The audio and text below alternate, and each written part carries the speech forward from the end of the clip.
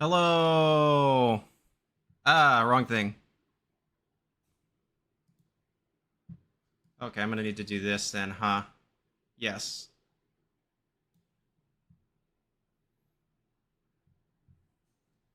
Um, you're not seeing the thing you're supposed to be seeing. Yeah. There we go. Sorry, I haven't done this yet.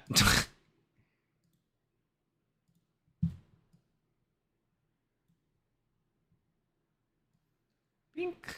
Okay.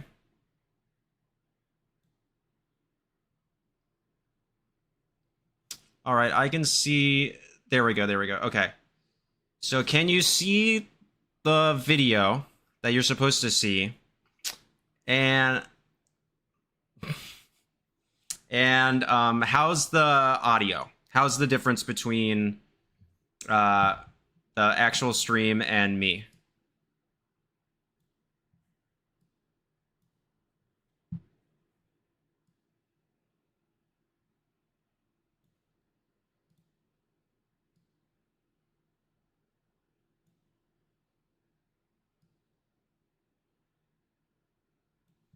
I'm getting this all set up. I promise I'm an adult who knows how to do this. There. That way I can still see chat if I do this, and you all should be seeing, yes, the actual stream. Showing I have an excellent internet connection. I did hardwire in. I can't see me, but I have OBS over here. Okay. All right, let's try this. I can't hear the world's audio, but I can hear you well. Okay.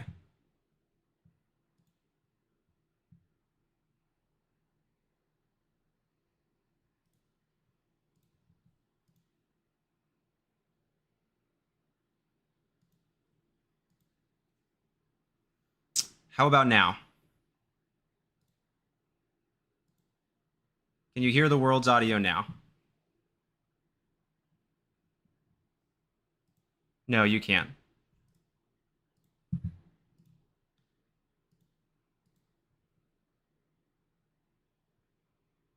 Okay. How about that?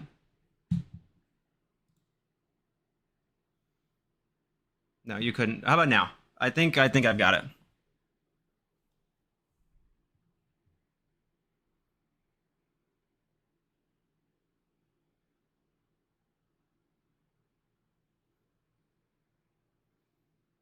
How about now?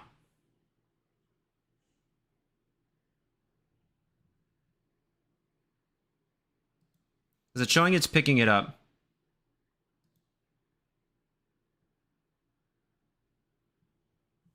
Hmm.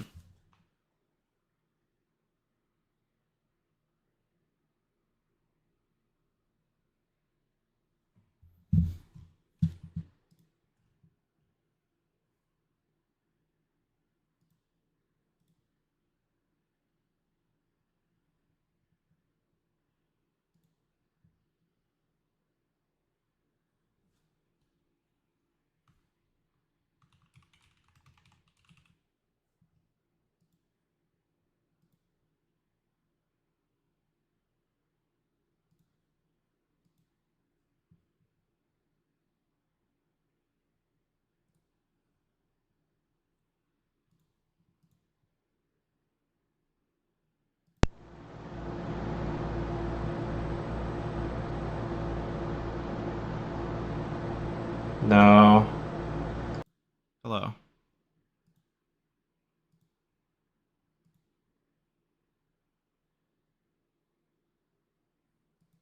No.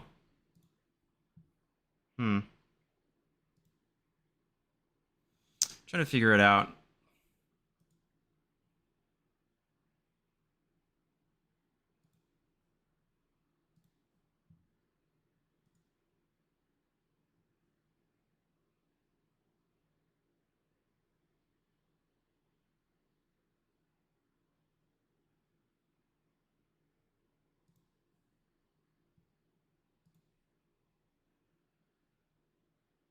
Hmm. No. So if I do this, it shows that it's picking it up. but it's not playing it for y'all. That's the issue.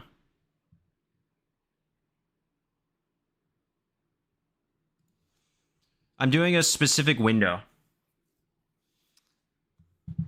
And I have the audio output capture device set.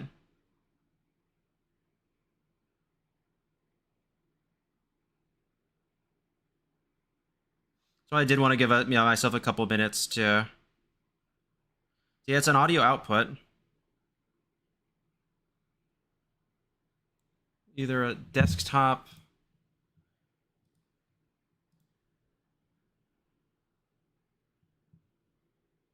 monitor and output. That's right.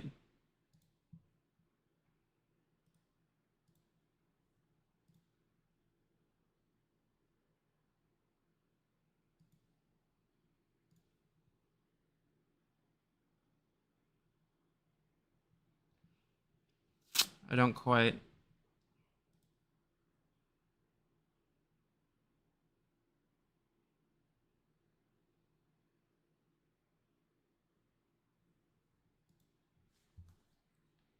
let's see.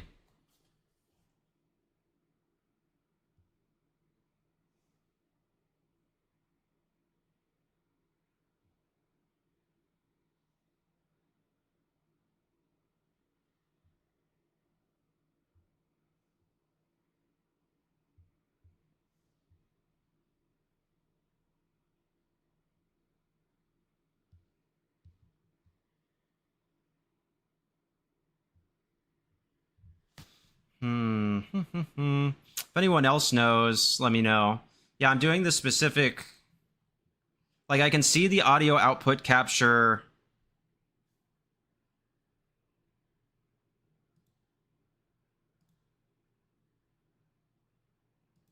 Like, it's picking up the audio in OBS. OBS recognizes that it's happening, but it's not...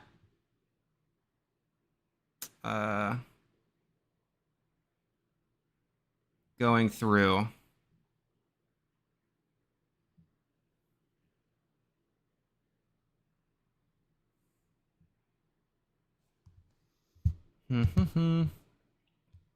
Having fun on a stream.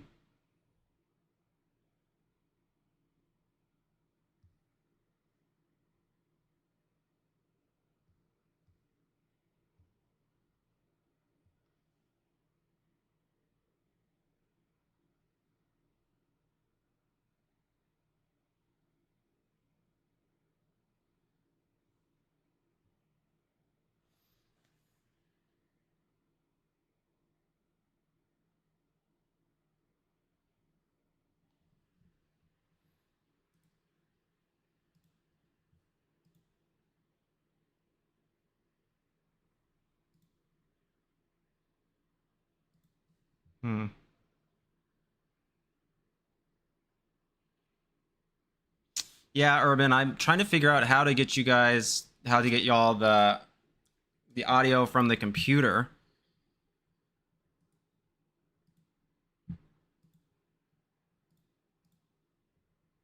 It's an audio output capture for sure.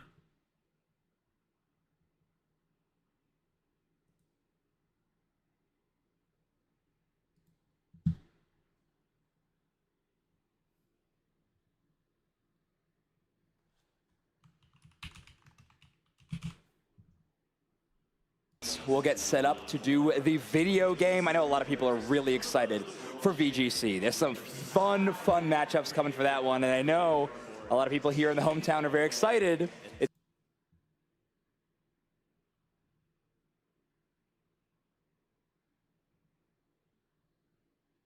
Exactly. Can I like close out of OBS and go back in and it'll work? That's my question. Actually, let me just ask Storm. Storm will know. He uses OBS.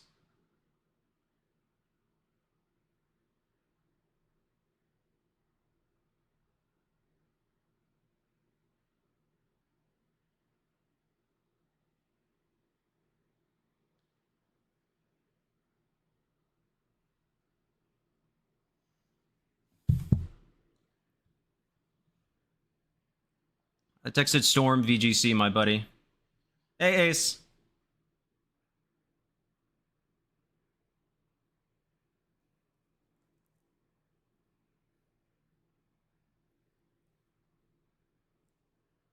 Oh, okay. Hang on. You guys said it worked? I think I know what I did then.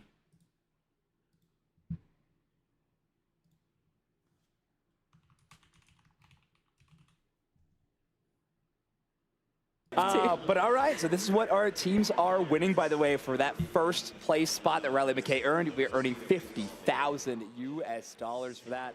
Incredible amount of prizing for How about now? top players, paying out all. Is it working now? I think I know what I did then. For $5,000 for each of those players. I mean, it's a gigantic field, and I think that does it. If I did this right, I think I got it. This has been by far the hardest World Championships to qualify. Really? Changing the championship point format instead of just having a threshold, but now having to be the top amount. Yay! I did it! I'm smart! So Woohoo! a lot of players. I had to add the source again, brand new, and then just turn off the old one. So I think. Yeah, and it felt like that variety was really showing on your So, nights yeah. as well. The quality that we saw from every region was Okay, yeah. So if you were wondering, so if it's still working, everybody tell me it's still working. It's still working. But if you're wondering what I had to do, if you care at all, in OBS I have to basically tell it what to feed it through. super established. I did not set it correctly. And they were just The first time, so I changed it while OBS was open, and OBS is like, nah, we're not going to recognize that. So I just made a new audio output source and reselected the exact same thing. Now the question is balance. We good? Like, can you hear me okay compared to them? Am I loud enough? Are they too loud? I'm here. Zor, Matt, Urban, Evan, you smelled me. Yeah. You want to come smell me, Evan? So fun with this global event. I'm glad we got to get a look at Evan? so many different regional players in different titles. Obviously, India how's the following balance? The championship right after, and now a Canadian winning the Masters final, which. And I will preface, I am doing juniors, seniors, and masters. I'm doing all three. I want to watch all three. They are all. I want to learn from all of these players. They're super, super cool. I'm really, really excited. So we will be sitting through all three VG finals. I'm excited to watch all three. Maybe we're gonna get some tech we never thought about. Something super cool. Okay, I think you'd have to question whether Pikachu can fit in the seat first, because Yeah. just looking at the couch, in. might have to stand for the broadcast. Okay. And then I have a fan. So yeah, sorry. Y'all are the guinea pigs. I've never done screen yet. I have a fan over here because it's really, really hot in this room when I keep the door closed. Can you hear it? Is it annoying? Is it bugging anyone? But here come our... Because it's making me not Finalists, I believe, sweat. So we will get all both the finalists. second place finisher and the champion. And yeah, chat, VGC. Groudon's winning world. So excited. Yeah, Ace, I am also very excited. I would like to point out again, Agreed. I Every can't year wait to it's see been the stage. I took Koraidon Brute Bonnet to Milwaukee. Wow, I have been on the Bon Bon Karai train since the beginning of Regulation I. And I feel very, like, zen over the fact that I feel like I was on to something. So, that's really cool. That makes me feel good about myself a little bit. I'm not going to lie. Where it did highlight the Pokemon that were on their entire team while in team preview. But I'm very excited to see these two win worlds. It showed, well, I think it's going to be super awesome. Okay, so I'm going to close. Well, I'm not going to close out of OBS. I'm going Before to they were revealed, it'd be a large make Pokeball this just the kinda shaking primary, the screen, which was very cute. and then replace the stream, the chat from. But I think give it a couple years, you know, maybe we start There. having some of those Oh my augmented goodness. reality battles for VG. I think that would be so awesome to see on broadcast. Yeah, it's been fun. I guess actually what I want to do is, can I like It's wonderful. So minimize awesome. the chat? I don't But yeah, care. again, I don't want to everybody, see just it. want to let everybody know Yeah, I what you're can, cool. tuning into right now is Thank our you. watch party stream. I don't want to So see it's whatever gonna be they a got much to say more there. casual angle. We're gonna sit back and enjoy the matches as if we were hanging out with just in person on a couch, which is kind of what we're doing. It Watching is. this live, but we want to invite you along with. If you're interested in more of the competitive analysis that our top tier World's commentators can bring you, Stop believing in tune Karai in Bonnet. to That's what I'm Main Street. saying, Find Doc. out here Brute on Bonnet, the exact Bon same Bon. I'm YouTube still channel. using it. I ladder with the Tune into Snorlax that team. one, you'll see the All I'm full saying is arc that duo is action. really, really Keep your good. feet up, relax with us. You're more than welcome to stay. Yeah, you definitely were on to something. I made Brute Bonnet popular. Listen, if I made Brute Bonnet popular, This might be the right broadcast if I made Brute Bonnet popular, I just need some big name players to shout me out real quick so I can like get my name in there. You know what I mean? Like people gotta start thinking that I'm actually like meta knowledgeable. Like I don't even care if lot of us I gotta really compete. are I'll kind help of people wondering team what build. happened. I'll help people Like, understand the kind of meta. That's what I like to do. I'm not necessarily like I compete because it's fun and I like the game, but I like the game and I like playing the game and I'll do that. But really, as we all know, I really want to be a commentator. I want to be a teacher. That's the fun stuff. So I'd really love to like be really awesome if like I got well known enough at this that I could like coach people full time. I think that'd be really cool. That'd be really cool. 60% of the chat is where's Wolfie. It's annoying, Matt. That is true, but also I care about where Wolfie is. Where they even made deck changes because of their practice against one another. I love that. Or I just came back from being plus 7 hours ahead of EST, so I came back just in time to watch finals. Yes, Zor, let's go. That's true. Where were you? Were you like traveling somewhere? I would assume. The Pokemon creates in every one of the titles. We had that with the brothers as well, right? It was NAIC that happened. Yeah. So like all this like friendship and. Also, I love how some of the players are just like wearing the most outfits of all time, you know? Okay, but that's his Pokemon. Okay, I'll give it to him. That one's pretty good. That's pretty cool. So when we were at NAIC, that Pikachu was like in the lobby just dancing around, and it is so cute. It is so much fun. We got to take pictures with him. Or her. I don't... The human inside. Hang on, I gotta text Storm, tell him I fixed it. I fixed it. I'm a genius. Absolutely astounding. It's surreal.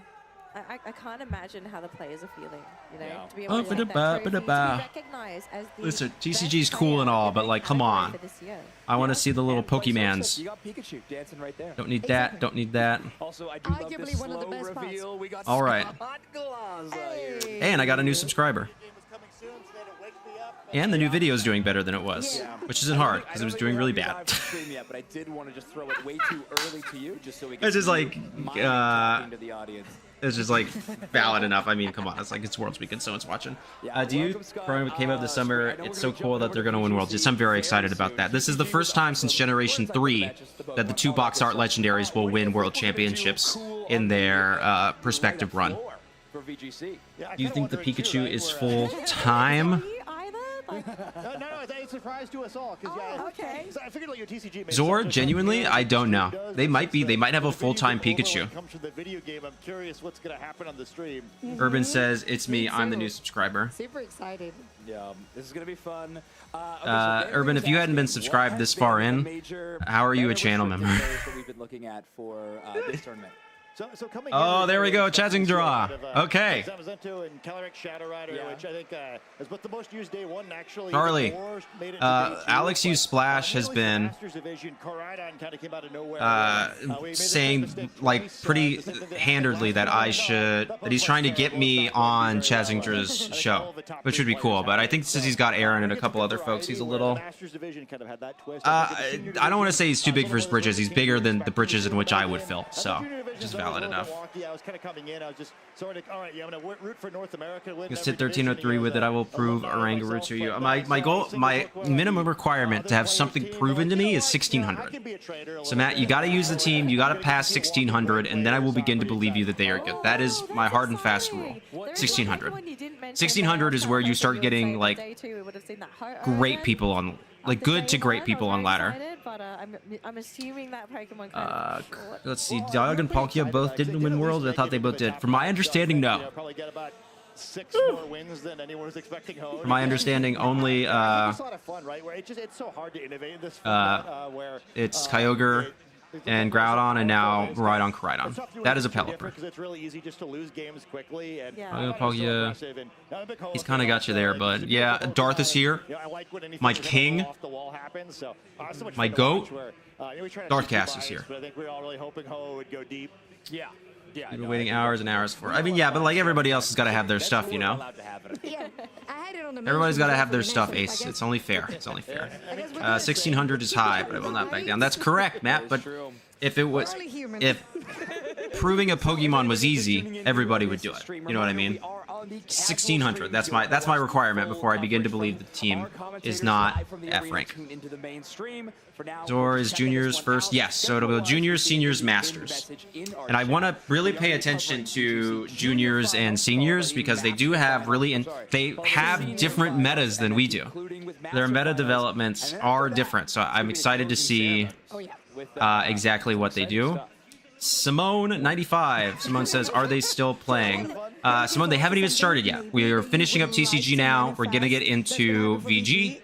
They'll go juniors, seniors, masters. So we'll be here for a while. It's going to be a decent size stream, a few hours probably, I think. It's like 10 new games, everyone gets a free car. I can't be on it yet. Let's be a little realistic. 1600 is really high, but understand. Oh, no, I mean, this is the time to dream, right? when any competition I've gone to, I get at least 3 accounts to 1600 on Showdown. I think the highest I've ever gone though is I got when I was practicing for Atlanta with Zamazenta Pelipper, that I got that to over 1800. That was the highest I've done. More games, yes, exactly. Can't lie, when you Pokemon Sleep finals, honestly. I honestly would not mind watching that. The April Fool video about it was pretty good. It's like, all right, I look forward to those minutes calls. Yeah, Matt, that's my thing. They always have really cool teams and combinations that you would never expect. I'm really excited to see it. What are we judging players on? Is it Why was NIC Masters Junior Seniors? I was waiting. I was like, where's Masters? Okay, Zora, actually, I know why. Because I was at NAIC at the time. They fell way behind. We're talking like multiple hours behind. Like Masters finals was supposed to start at 4, and they still were in TCG at 6 p.m. So like 2 hours later. So they did Masters first because, and I know this for a fact, because Fede Campo had to get on a plane, and if they had waited the correct amount of time, he would have missed his flight. And I know that because we were in the line at the same time at the airport to go home that evening. Like, we were standing next to each other in line at the airport. So it was he was a cool dude. We just talked for a little bit. He was really, really nice. But yeah, so basically they had to shoot Masters first because Fede and Marco, I actually think we're going to on the same plane, had to get back to their flight. So that's why they went that route. Then I have a notification. Like, oh wow, like they're making some really good adjustments on team preview for younger folks. You only get 45 seconds to think about it. VG can be a little tricky because every match that is why they went that route. So you really have to approach everyone. I know stuff sometimes. But like, yeah, I mean, I think they're just so clever. I think the main thing that tends to change a little bit more is like often the kids will play the same team longer throughout the season, although that actually wound up being the narrative in Masters. Is this the watch party or is this the actual stream? It's like being really practiced and your team is really important. Can we go to... here we go. Given what we've seen so far. Yeah. What are the odds? I would say 100%. Perfect. Better. I'll take that bet. Yeah. I'll take that bet. I still don't want this. this. As clear cut as that in the competitive Pokemon video game trainer, so we will relish that one while we can. Look at all this. We've even got Pikachu Yellow Light sweeping around the venue. We've got that VG. I was on the wrong ready to stream. Go, and we cannot wait to kick off the final 3 matches of Championship Sunday. The final 3 I can get it to 1400. 2025 yeah, season. Urban. So the big thing I think once you hit over 1400 is that is the beginning of good players on Showdown. And not to say that anybody lower than that is bad inherently. I mean, even I have a couple of accounts that I haven't been able to get that high because I'm testing some pretty off-kilter, off-the-wall teams. So excited to Excuse see me, sir. who's going to be taking home the crown this time. It's every year we come so to this point it's in the that, season, but and you can't believe that's where you're getting the more what's left to consistent live the rest teams, of the consistent season players. as we go Consistent, through I think, is tournament actually a after better tournament. term Our than local good. events, I our like that regional better. So events, consistent our players, international consistent championships, teams, that kind of stuff. culminating here And so you have to be a little... You maybe have to shift the way you play a little bit. You can't play the game as basically as you normally would. You have to go for more reads and more kind of advanced plays. And you need to probably have a more consistent team, or at least one better served in it, best of 1 or best of 3. And if you're wondering, hey, where are you guys right now? This isn't Did the fly and win and fly strat at one point? Yes, Zor, they've all done it. Wolfie's done it multiple times. It's literally there. Just across the patio there. It's wonderful He to be said, glad they here. streamed It's Masters such at an NAIC. incredible Wouldn't have never been space, able and to see it in just look, person. we're Yep, I did too. I really enjoy being there for those parts, and so it was really nice that they did that first. It mattered a lot to me. Alright, speaking of Margot, I didn't expect him to not make day 2. Yeah, Matt, I mean, it happens. This is obviously the most stacked tournament of all time. And I'm sure, like, particularly his team comp, people probably prepped for pretty heavily. So, I mean, he played well at a level, I think, above most all other players, no matter what. Probably, he would say not well for his own standards, but I'd say he played well. But overall, probably, I think, prep-wise, others were just so ready for his team. Same with Fedecampo. That, I mean, as soon as you go that high on NAIC, they're all going to know their lines. And they're probably going to watch you play it, so they know how you play the team a little bit, too. Ben, name that Pikachu. Find many non-meta teams below 1,400. Yep, and you'll find some above, too. Pikachu, I like it. Frederick, Freddy, Ricky, yeah, no, I like it. Yeah. And some of those below 1,400 non-meta teams have smoked me, so... Shannon and Frederick. Sometimes you never know what they're going to do. I will argue, though, sometimes, like, that, like, 1150 to 1250 place can be really hard because you're like, I genuinely have no idea what this team does, and I have no idea how this person's going to play it. So I'll give you that, too. The entire 2025 season. Oh, entire 2025 season. Now you put him on the spot. I thought we were going for the favourite moment at Worlds, you know. No, Ben. No. Ooh. We're ramping up the pressure. Okay. Well, can I have a cop-out? Can I have a cop-out answer? No, but say it anyway. I'm going to tell you, cop-out answer is standing here in this arena. If people can find out Wolf's move order, they can figure out how Marco plays CSR Zama. Okay, that's valid though. I have a move order for sure. Like if I was ever a big enough player that you could, people cared enough about me to do that, you could definitely figure out what my accounts are every day of the week by my move order. Because I'm very particular. Very particular about my move order. I have many rules in order of how I like my moves to look. I would have to like purposefully ignore my rules to do that. Reminder at the prizes on the line, $30,000. Yeah, 30,000, 20, 15, 10, and then 5. I would take that. Yeah, probably. Would you take that? Yeah. But if you're offering it to me, yeah, I'd take it. To be honest, any of this incredible prize money in the top 16, wonderful to see just what's on the line for these trainers, and of course they entirely deserve it after all that too, some players just make absurd plays that no one could possibly call. Yep, Urban. Listen, sometimes like you can't put a price on as well. The honor, how do I put it? Prestige of being Pokemon World Champion. Sometimes with those players. Trainers in the juniors, seniors, and masters division are going to take home one of those trophies as well, and I couldn't say that I'm more jealous. I'm trying to think of how to describe it, but sometimes they just like make plays that are going to let you do it, but not because they're calling you out, but just because they don't have the skill set to identify you doing it yet, you know? Yeah, it's a bit chock-a-block in there after the Pokemon Center. I'll just give Pikachu a trophy featuring Pikachu, and then Pikachu can... I'm not the only one particular about what moves go where. Yeah, Darth. So if you ever look at when I post teams, like teams I made myself, if Amon has Fake Out, it's always first. If Amon has Protect, it is always last.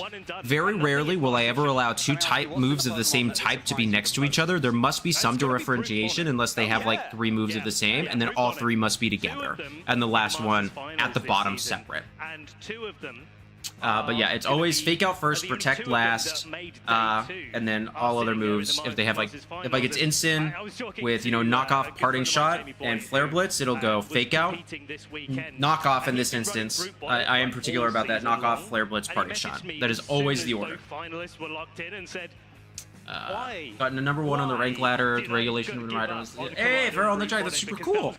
That's super awesome. Congratulations. The biggest prize of all is the glory of being the best. That is true, being a world champion. And Brian's here. What up? How you doing? How did you enjoy? Hey, Brian. How did you enjoy that bot in Berm's Discord a couple days ago, or yesterday, or whenever that was? What about Rillaboom? So Rillaboom, yep, is an exception in that rule. It's Grassy Glide Woodhammer in the middle. That you currently have on that Pikachu works so well with the focus sash. flash. Ah. That is an exception, Zor. That is correct. I do put it's fake out, grassy glide, wood hammer, fourth move. Normally U-turn or high horsepower. Here at this world stage. Well, to be fair, it did win a regional championship. There you go. Favorite Pokemon. Alright, I used to make my moves go from longest to shortest or vice versa. Now I'm trying other orders. Nah, I'm sticking with what I got. I like what I got. I am, yeah, but it's not really. I have to go over to Pokemon Go for that. Yeah, I guess so. Yeah. Sableye. I'm a big fan of Sableye. Pharaoh on the track, Sneasler, fake out, dire claw, close combat, upper hand. Okay, Pharaoh. I faced a upper hand Sneasler last night on ladder, on the in-game ladder. I was playing some Regulation I. I like Regulation I. Yeah, and I would never in my life have called upper hand. I thought they were gonna trade. I thought we were gonna trade fake outs. Nope, he hit that upper hand, and I was like, ah, okay. The funny thing is actually that turn put me really behind. I added the opportunity to bring it back, and I started to bring it back, and then there was like 2 or 3 consecutive turns that I had to get a bunch of hard calls right, and I got every single one wrong. And I was just like, dang. But also Not meant to win this one. Calyrex can take, showing the diversity that we've had in regulation set 5. I used to make my moves go from longest to shortest or vice versa. Now about the people? I want to hear from I always go high damage, lower damage, utility, fake out. Gabby is on the floor now, ready to interview them. So Gabby, please tell us more. Thank you so much, Charlie. I'm here with Tom and Koichi, yeah, who are the so there is of our actually upcoming theory junior competitors. And first of all, I want to congratulate you on there your is son's accomplishments. Yeah, that's It's cool. truly incredible. Let's go in the order I'll use First most, of so all, I usually start with Koichi, I Protect. So want the to theory ask you, behind how did Protect your is son prepare for this because when you tournament? time out, so yeah, there is a theory behind putting Protect first. And so if you ever time out, remember that it will always select the first move in your 4 move pools. And so you can in that instance, if you accidentally time out, at least your Mon will go for Protect and save it for a turn, unless otherwise going for a useless attack like Fake Out. So technically me putting Fake Out first is the least optimal option. I'm just not going to time out because I'm built different. I don't know. That's actually not true. I have timed out, and I have timed out in tournaments before. That is truly incredible. I'm so excited to see him compete. Upper hand is really good in Disintegrate, even when you're intimidated. Yeah, Firo. I've never seen it on Caesar before. Can't wait to be out here. I wasn't ready for it. Like, I was still in that game after that turn. I was behind, and I was playing in a way to get me back, but like, it was basically a couple of turns where I had to call which Mon they attacked, and I got it wrong both times. 最後まで自分のペースでやりきれば、きっと最高の結果は出てくるよということを伝えたいです。 Why am I yawning so much? So till the very end, if he's able to play at his own pace, he will be able to get his results. Thank you so much, Koichi. Arigatou gozaimasu. Now, Tom, I know you mentioned that was really good, actually. Luke That sounded pretty fluent, at least for me, who's like? not fluent in Japanese at all. We practiced every day this whole summer for a couple hours, and we've also worked with a coach, Chris, who is the older brother of the seniors finalist, and we've just put in the hours and hard work. You mentioned that Luke had a hard time deciding on a team. What was that process like for him? Well, originally we wanted to go with a similar team to the one that he won the Milwaukee Regional with, but we lost a lot on ladder to the Scarf Miraidon, so we ended up switching to that after those tough battles. Yeah, well, do you have any advice for Luke before he takes the stage for this next battle? I just want to Let's let him know go! that we're proud of him, and Do I have predictions for closing ceremony reveals? Thank you so much, No, Tom. And again, I don't know thank you so anything. much, Koichi. Best of luck to I don't. both I you think and your in families, and customary that's all for me down here on the Pokemon floor. fashion, Let's take it to will the stage be to get this battle more started. disappointing than anybody wanted it to be. Thanks so much, Gabby. Are you all ready for your video game junior finals? Yes, we are. Let's go. I thought so. But let's welcome to the stage our competitors first. From Japan. Mindlessly lock in moves. Got it. Hey Matt, no, that's not what I said. That's not what I said. I didn't say that.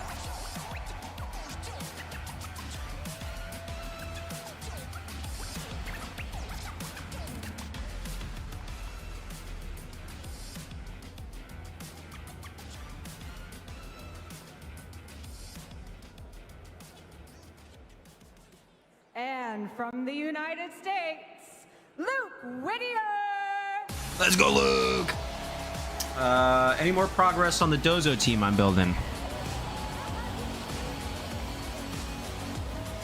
Upper hand saved me from against the Sword Dance, Rick Pazza, and Pow duo.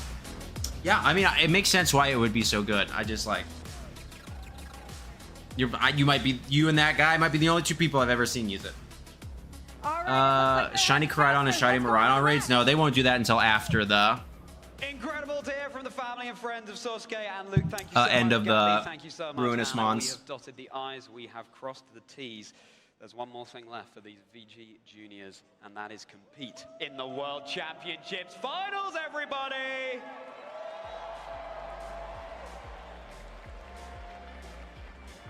And as they All right, what's Luke rocking? What we got? CSR Koraidon based, CIR Miraidon not based. DD, Ursaluna, Whimsicott, Walking Wake. Okay, Luke, we got that share of names here. I'm sorry, Luke, man. I am cheering for Sasuke. Like, that team is so based. I love that team. Come on, Sasuke. Let's get this. Let's get Koraidon, a juniors. I don't know if he's in seniors, and a masters win. Opportunity to go all the way and become your junior world champion for the video game. They won Milwaukee. They were second in Portland, top 4 at San Antonio, top 16 at the North Remember when American Upper Hand Trico was a thing for policy? Yes, I do remember that because Pokeburm specifically used that a lot. You ever play Pokemon Unite? Yeah, Pharaoh, I did in the beginning. When Unite first came out, I played it a decent amount. I don't really ever play it now. And that's just because, like, I have... oh wait, let's look at the... it's basically I don't have the time. I work too much, and I gotta kind of pick two hobbies. That's this and bodybuilding, and that's all I got. So let's see. Choice Specs CSR. Sasuke, you're cooking, dog. With Pollen Puff, Expanding Source, Astro Barrage, Shadow Ball, Clear Amulet, yep, Collision Course, Flare Blitz, Flame Charge, Protect, Safety Goggles, Indeedee, Terra Water, Standard with Dazzling Gleam, Booster Energy, Snarl, yep. Sash Whimsicott with Endeavor and Taunt, no Encore, interesting. And Standard Ursaluna. Yo, this team smacks. Sasuke, I need you to release that rental when this is done. I need you to release this rental. This thing is so cool. By the sun, that's going to make a big difference to the Calyrex Ice Rider with the Terra Fire on the other side. And if Luke wants to go into trickery, hey, there's an Ursaluna there ready to meet it head on. Exclusives here, yes. Yep, this is version exclusive. Bears. Sasuke, yep. Hurricane 11 Penguin, I am with you. Let's go, Sasuke. I'm absolutely with you on this. Koraidon, CSR, my loves. I play Koraidon, CSR. Okay, let's see. CIR, boo. Luke, yay. Luke, yay. CIR, boo. This is tried and tested stuff at its best. You've got the Focus Sash on the Miraidon, Electrodrift, Volt Switch, Draco Meteor, Snarl. You've got the Miraidon with a Choice Scarf. Choice Scarf, yep. Assault Vest, Drain Punch, Low Kick, yep. So this is a pretty standard team. Foul Plate, Roar for Ridge. Okay, that's cool. And Life Orb, Terra Steel, Landorus. Okay. I also a very like standard team. Use the Iron Hands, use the Farigiraf. Try to play that terrain war with no matter what, either Amogus or Incineroar will take 4-time Worlds Masters wins, or I'm happy with either one. I'm happy with either one. Both of those are the GOATs, the true GOATs. Matt, huh? I'm getting ads during a stream now. Matt, unfortunately, yes. I did put it on the conservative setting, so we're not getting a lot of ads, but like I do want to make a little money. Sorry, I'm not doing a video. So yeah, sorry. There's going to be some ads. I did the most conservative option, just a little bit, just a wee bit. So sorry about that. But I'm sorry. But yeah, I got to make a little bit money here. Sorry, I ever want to do this more. Anything I get, I put right back into the channel, which really helps it. So getting ads. Walking Wake is based. Stellar Watchers is cool though. I always love anything that's Terra Stellar. And Roar Fridge. Yes, I know Darth, you love that. Okay. Let's go! Let's do this! Okay. Again, based. They are not wasting any time whatsoever. We've got Miraidon and Calyrex Ice starting things off. We've got Coridon and Walking Wake on the other side as well. So let's think about we're this. seeing things that, well, this is looking like the Walking Wake is going to start putting a lot of pressure this time round. Coridon and Walking Wake in combination will be able to pick up a knockout on this Calyrex Ice Rider, regardless of whether it goes for its terrestrialization. We've got the clash of the Baldea bicycle beasts on the field here. We've got that electric terrain. We've got that sun in the sky. But which of these Pokemon from Area 0 is going to be emerging the hero? And worth noting here that the Miraidon with the Choice Scarf will be able to potentially pick their choice of knockouts here. A Draco Meteor coming down will be able to knock out either the Coridon or the Walking Wake. I like both of these leads. I guess it depends. The Walking Wake was what? Go for the switch. Miraidon is getting in on out of there. Yeah. That to me says that it's a slow Miraidon with the scarf. And maybe could just go one step further. The electric seed defense boost here, really crucial in the face of the physically offensive Coridon on Sasuke's side of the field. Walking Wake will just be protecting itself this turn around. Coridon too. Double protect. Sasuke just getting in. Oh, that's a risky play if he goes for the Trick Room though. Always against a choice. Okay, and Calyrex protected. Okay, really passive turn one. Really passive turn one. That is, so that's 204, 200, 192. That's 184 EVs invested into bulk there, into the HP on Coridon, hitting that 198. Walking Wake, pretty bulky as well. Decent amount. Protect again, and both of the Pokemon on Luke's side of the field are able to put up a Trick Room. I mean, yeah, so the so important in this position. Yeah, and other than the Snarl, there's no way to target both Pokemon on the other side. I mean, I feel like Terrifier, Flare Blitz plus Snarl into Farigiraf is a pretty good play, right? Taking super effective damage. It's time to get sparkly trainers. Time for the terrestrialization. Coridon on Sosuke's side has embraced the Terrifier typing. It is fueling its firepower. It is heated. It is ready to go. Yeah. The gas has been stepped on. Yep. Really predictable play from Luke. So yeah, you should just double into the. Nah, okay. Targeting down into the Calyrex Ice Rider. Now we turn all our attention over onto the Coridon. With the electric seed though, unless this is super. Yeah, it's not gonna be slow. It's not gonna be enough.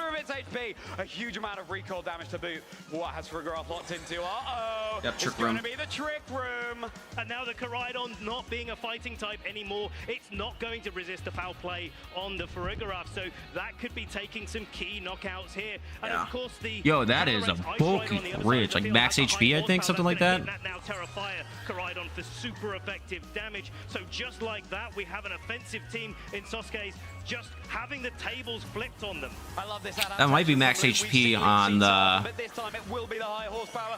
Time for the Terrifier. It's time for this Calyrex to get all crystalline. Gone for its Terrifier. So much safer in the face of Sasuke's Coridon. But is it gonna be enough? The helping hand. Luke is going all in on this. Helping Hoof, can we get an ooh? Everybody building up in the arena. Protect. Yep. So that means Coridon's not protecting. Are we going for a Glacial? Yep. No, just the Glacial Lance. It's going to be resisting this handily. And we'll see how well the Coridon takes this. It's going to be pretty well, but will the follow-up be that foul play? The collision course, and it's into that is good. Area 0, right into the Farigiraf. Farigiraf is down. For the KO. Okay, Sasuke's still in kind of a tough position here. Down in our Juniors World Finals, and it looks like Sasuke is finding a way to Iron Hands. this Trick Room environment. But yeah. Iron Hand. I don't know if Sasuke can Boost and gets its attack raised up. That's going to be big coming into this turn because the Coridon is I guess if he has Indeedee in the back. Have we seen what's in the back? I don't remember. But if he has Indeedee in the back and Iron Hands goes for the fake out, if he can call that and go for the Flare Blitz into like Flare Blitz into Iron Hands, which will pick up the KO and swap into Indeedee. Yep. In its place, Indeedee, you're overwriting the terrain. You're meaning that Iron Hands is not hitting as hard. The block drive is removed here. The Psychic Surge active. This may give the Walking Wake the ability to take. Does he go for fake out? Nope. Nope, he calls it. Yeah, and that's gonna take that. Oh, but he goes for the high horsepower. Into the Indeedee Hydro Steam. Into the Calyrex, but it takes it oh Yo, it ate that so good. Terra Fire as well.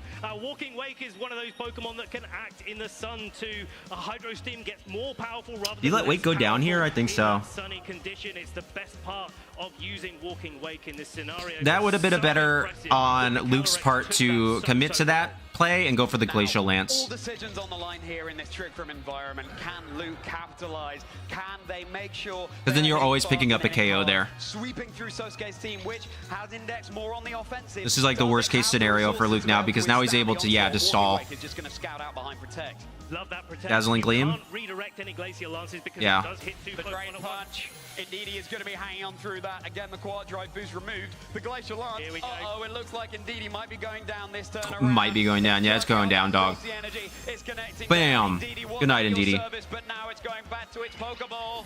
And that is a chilling KO there as Luke responds with a KO. Getting that Yep, there's the +1, which is bad. Up that Calyrex yet further. It doesn't look like So there should be one more turn of Trick Room now. to combat this Trick Room environment. They were really depending on being able to knock out that Trick Room threat, but weren't able to do it in the early game. Does he have in the back, Now, CSR? Sosuke is Yeah. a little bit under pressure, but we So he are, should just, remember, getting to the end of our Trick Room environment, and this is when Sosuke has the opportunity to bite back. Go on the offensive. Koraidon has rejoined the field here, and it's reset that sun as well, meaning that the Oracle can. He should go for the double on Wake, right? Hitting so hard, Walking Wake Should he? now has this boost Yeah, of because then energy Scarf online as Miraidon can well. come in, and it has Snarl. Sosuke, this combination of But one Pokemon Snarl set won't fire, KO the hit fast, CSR, wanna hit if that's hard, what's in the but back. As long as the Trick Room is still up, they can't be hitting as fast as they would like to. If Luke had two Trick Room Pokemon on the field at this point, I think you just you gotta call the hard swap into Miraidon, or you gotta call the no swap. Basically, by the way that they've played, okay, yep. Being in Trick Room or being out of Trick Room and being able to really. So you call this by, well, I guess if Wake survives the turn, you're still fine, presuming Wake's faster. They can hit fast, and meaning that they can get the jump on Right on, use Sosuke. Protect. Does Wake go for the double? Just out that Trick Room environment once more. We turn our attention over to No, the it doesn't Walking get the Wake double. in attempt a Protect, but it will be failing here. And now Yeah. the Glacial Lance, Walking Wake, going to be taking. I wonder if you ever stack CSR there. But just how well is it going to be? Oh, it's not taking living, it? dog. Connecting down the Walking That's a Wake. +1. That's going to be going all the way back to its Pokeball as well. Sosuke, we're down to their final two Pokemon. This is the perfect environment for this choice. Yeah, I wonder. I think you just attack with Koraidon there, honestly, like double attack, Exactly what move in the early game like you Collision want to Course, the lock into. Iron Hand slot, Now we're here at the end or of Flame the Charge. match. The Indeedee has gone down. Flame Charge the There Iron is an Hand electric slot, so that way rain you from could Miraidon. potentially be It is faster than uncontested. Miraidon. An Electro Drift into this Calyrex Shadow Rider that's just joined the field. That is not a bulky Shadow Rider. That is a 4 HP Shadow Rider. Especially with that Iron Hands in What's the the front, item on it? looking like they've got the Life Orb, right? advantage here. Koraidon has the Choice Scarf as well, outspeeding the Yeah, that's a 4 HP. No, it's Choice Specs, duh. Luke has really got Sosuke under the thumb. Yeah, that's a 4 HP Shadow Rider, so that's not bulky at all. So my guess is it's literally max speed, max special attack, timid. Into game 2 as they race Maybe like around the 84 arena. defense. It all comes down to this. Calyrex protecting itself, not wanting to go down this turn. Give the Miraidon just that little bit of extra time to go Yeah. for its attacks. No Come on, risk. switch and the KO onto the Koraidon. It's just going to be this Calyrex Shadow Rider all by its lonesome here. But if there's one Pokemon that can turn this around for Sosuke, it is precisely this Calyrex Shadow Rider. It's got the choice specs. It means business. It's hitting fast, and it is hitting oh so hard. Can it Sosuke pave the wins way if it through lives. 3 Snarl. Pokemon There's no remaining need to over on snarl. Luke's side of the field? You can always just go for the Any Pokemon that could do it, it's Calyrex Shadow Rider, one of the fastest. It doesn't need Pokemon to in the snarl, it world. just goes for the Electro Drift. If he can stall out terrain, I guess. But I don't think he can. Summoning these spooky specters clattering down into the Iron Hands, and it's brought down Does it do? It doesn't even do half the Iron Hands. Yeah. This means the Calyrex has got this damage off for free. If he but crits Luke the is hands. not going to be wanting that to rack up one little bit. 3 more turns of He needs to crit Electric Rain. hands. Our trainers locking it in. Astral Barrage coming in again. Will be able to knock out Calyrex. No. 4 HP on the Iron Hands. It's hanging on, but one of Luke's restricted Pokemon down and out for the count. Miraidon will be Yeah, now he just rejoining goes for the fray. Wild Calyrex Charge. gets that all-important special attack boost. The Wild Charge, though, boosted by the train. Yeah, that's gonna do it on its own. That's no bulk. It's the big one-hit KO. That's no bulk. Winner of game 1, Luke Whittier. Okay, so Sosuke there. Fault in those trick room mind games, you need to hard commit to one of the plays. So he needed to just decide, okay, he split his damage, which didn't work out for him. He needs to either pick one. So which one are you going to go for? The Farigiraf is always a safer bet because it can't protect. So yeah, that would be my... If I was to like analyze this, I think it's that turn in particular, like the double protect, also really scary because if he goes, well, I guess if he goes for Trick Room, then you have 2 Pokemon faster than the Miraidon. So I actually understand that play there, but that second turn where he didn't just commit to the bit, if he had committed to the bit and just doubled into the Farigiraf, he probably wins the game. But Luke's team had the backbone that it needed to be able to withstand that onslaught. And now, as we approach game 2, Luke is 1 game away from becoming your junior video game world champion 2025. Sosuke would have to win the next one to take us to a game 3. Best of 3 is how it works here, trainers. I'm telling you now, Charlie. Yeah. It looks like Luke's been playing for a lot longer than 1 season right now. 100%. A lot longer. Look Yeah, the swap into Miraidon on the last turn of Trick Room was a really good play on his part, on Luke's part. That was a really good play. It's just a testament to the training that Luke has put in. He was speaking, the friends and family were speaking, and they were talking about the preparation for this event. Luke was thinking, hey, I don't know what team to run, working through a few Maybe an Indeedee and CSR lead will be better. Well, then Scarf Snarl goes stupid. Happy that he changed things up. Bad. So that's kind of the problem there. Ben, this master of versatility, and now just oh, they have the actual Pokemon on the stage. That's sick. Approaching the second game, what adaptations do you want to see?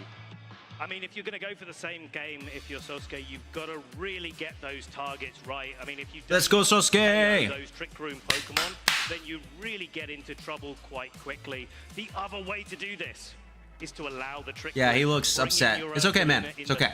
And say, you know what? No. It's okay. I've got a Trick Room answer too. I've got a Pokemon that could be just as slow as you. This is a video game. Dish out the damage that way. That means that Luke doesn't get to attack quite so readily in those Trick Room environments where once it was set up, it was Glacial Lance after high horsepower after Glacial Lance, and that was what really put the pressure on Sosuke. Slow but fast, of course, in Trick Room. Let's see. Those dimensions. Well, what do you say, everybody? Are we ready for game 2? Yeah, we are. I thought you might be. Let's kick it off with our leads. And for Luke, it will be the Calyrex Ice Rider and Rhydon, and a bit of a switch up here from Sosuke. Okay. Coridon.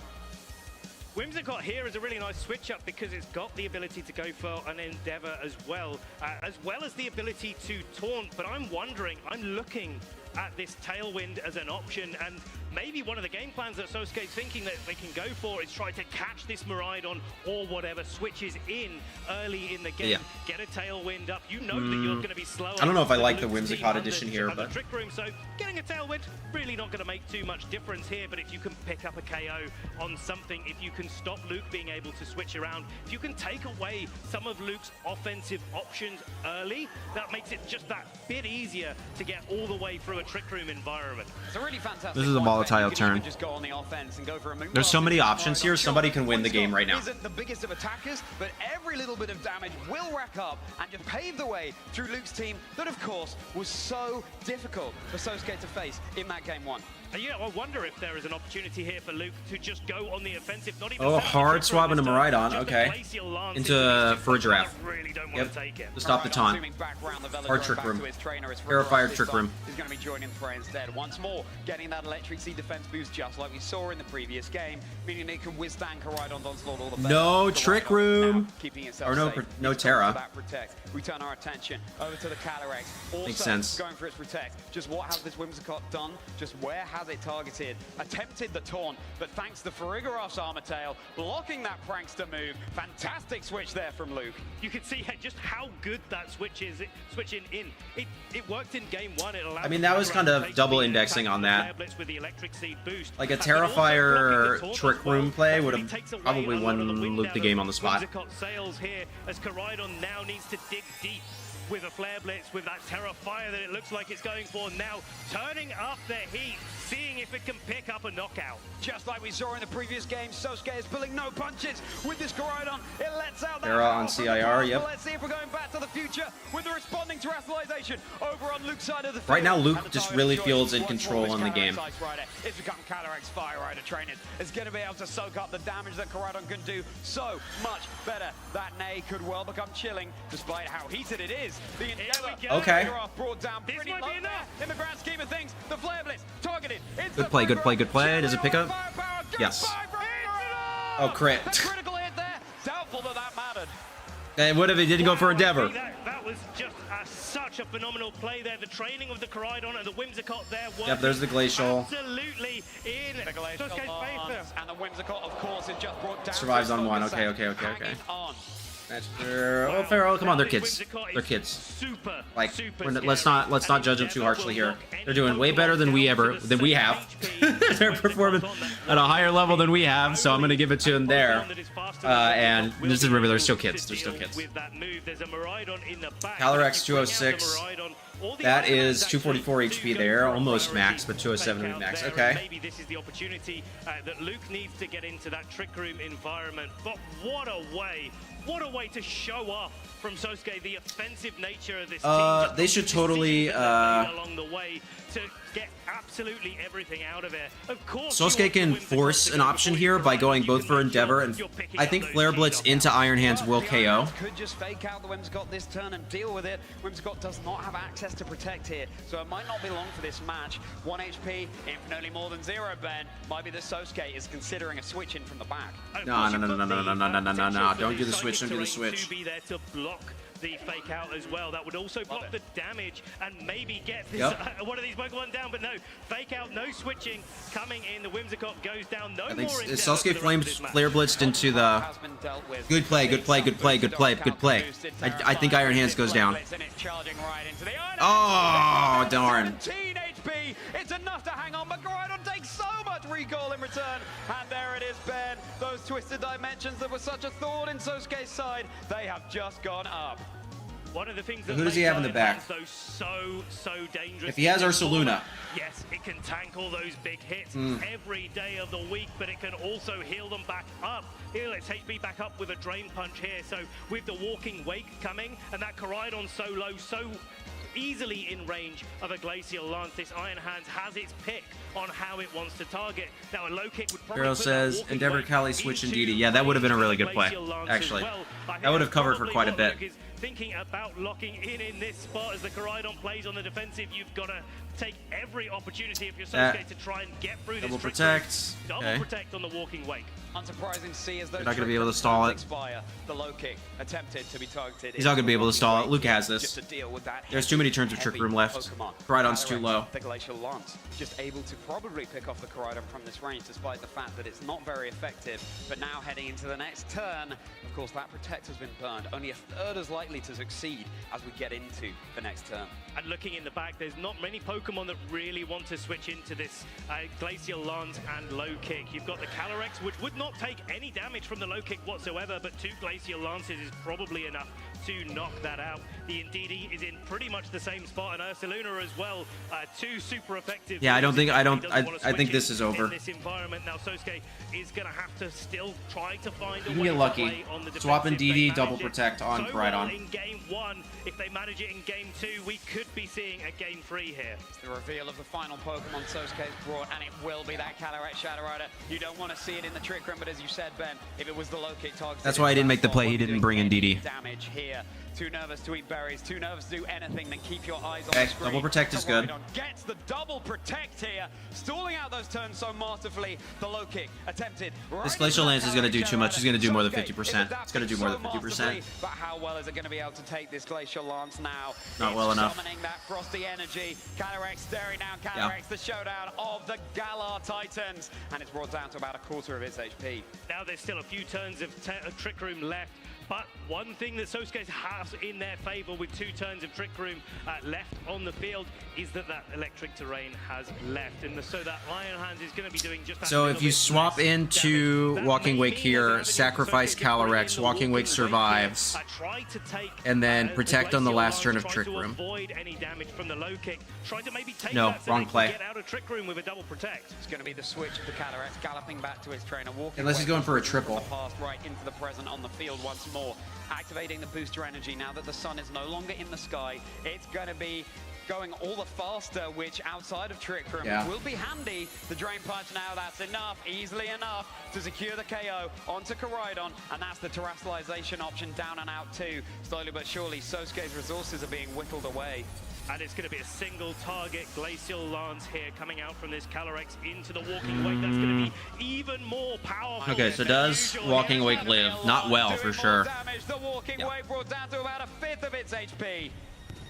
But it is still on the field. There is and there's still one turn of Trick Room. Yeah, it's over. To have to navigate. Luke needs to pick up a KO on this Calyrex, and Sosuke isn't able to protect it this turn. The Walking Wake will be able to protect itself, get itself out of Trick Room, and then it's got the uphill battle against the rest of the Pokemon at Luke's disposal. This is looking a little bit difficult for Sosuke here. The Calyrex cannot Sosuke, I'm sorry, dog. Glacial Lance just able to secure the KO, and then Walking Wake left all by its lonesome. It's going to be the switch of the Iron Hands for Luke coming in its stead. Zooming onto the field. In the game. Koraidon back around this direction of the Velodrome, and now activating that. My guess is that's not min speeders. The Hadron engine getting it pumped up. Walking Wake is able to stall Alpha one more. This is a fair play if Luke throws and goes for the high horsepower, but it doesn't swap. Here it comes, the pointy end of the Glacial Lance, and that's Calyrex returning to his Pokeball. One Pokemon stands between Luke Whittier and the Video Game Junior Division World Championship. He played too passively in the beginning. I mean, that Calyrex has been on the field the entire time and hasn't taken a single point of damage. And Miraidon was faster anyways. Miraidon right into that Walking Wake. It's down. It's going to be Luke Whittier. Give a big hand to your Junior Video Game World Champion. The aura. Good job, Luke. Good job, Luke.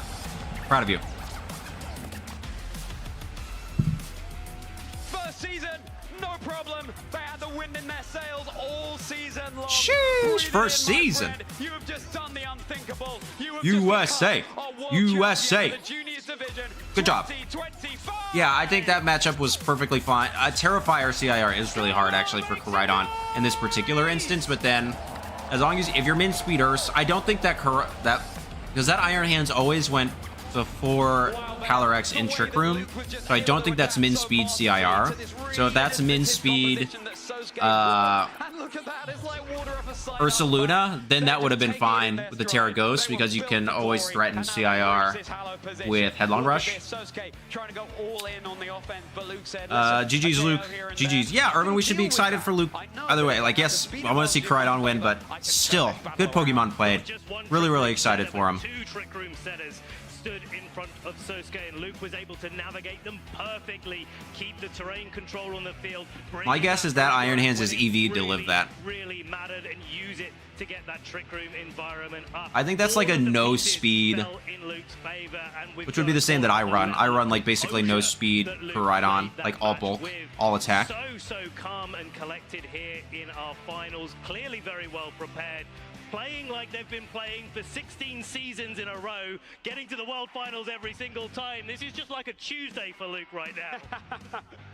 Tuesday, Sunday, whatever day of the week it is, we know who our Video Game Juniors World Champion is, but we cannot take away from the fantastic achievement of Sosuke Aranori, innovating this incredible team. Koraidon barely had to do anything. That Pokemon is just too good.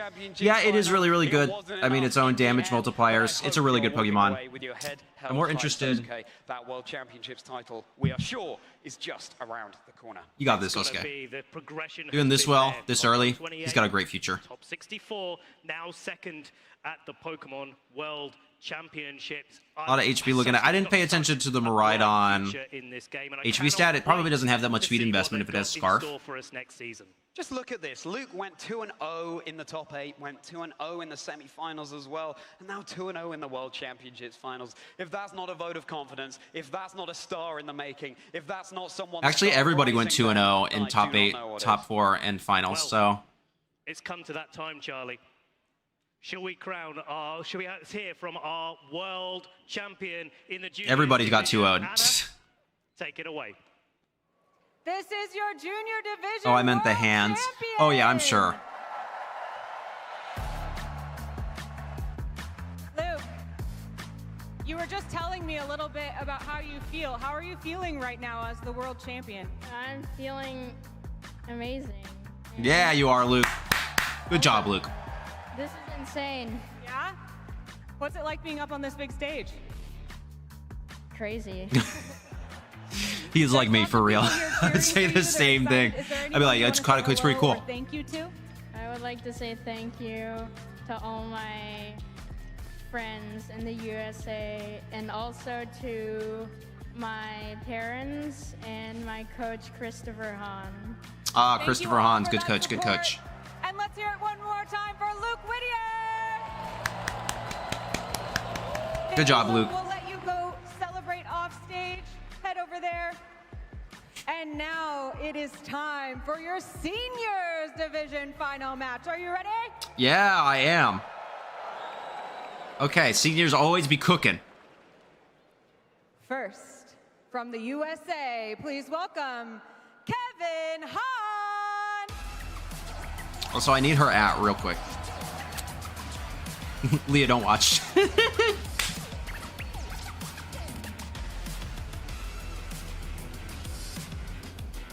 Okay, let's see what we got. That's a Dracovish. I like that. Actually didn't play Sword and Shield competitive, Welcome, Kevin. And now to challenge, please welcome from Korea, Xian Lee. That's what I'm talking about. That's an entrance. Yeah, there we go. He's getting it. Welcome to the stage.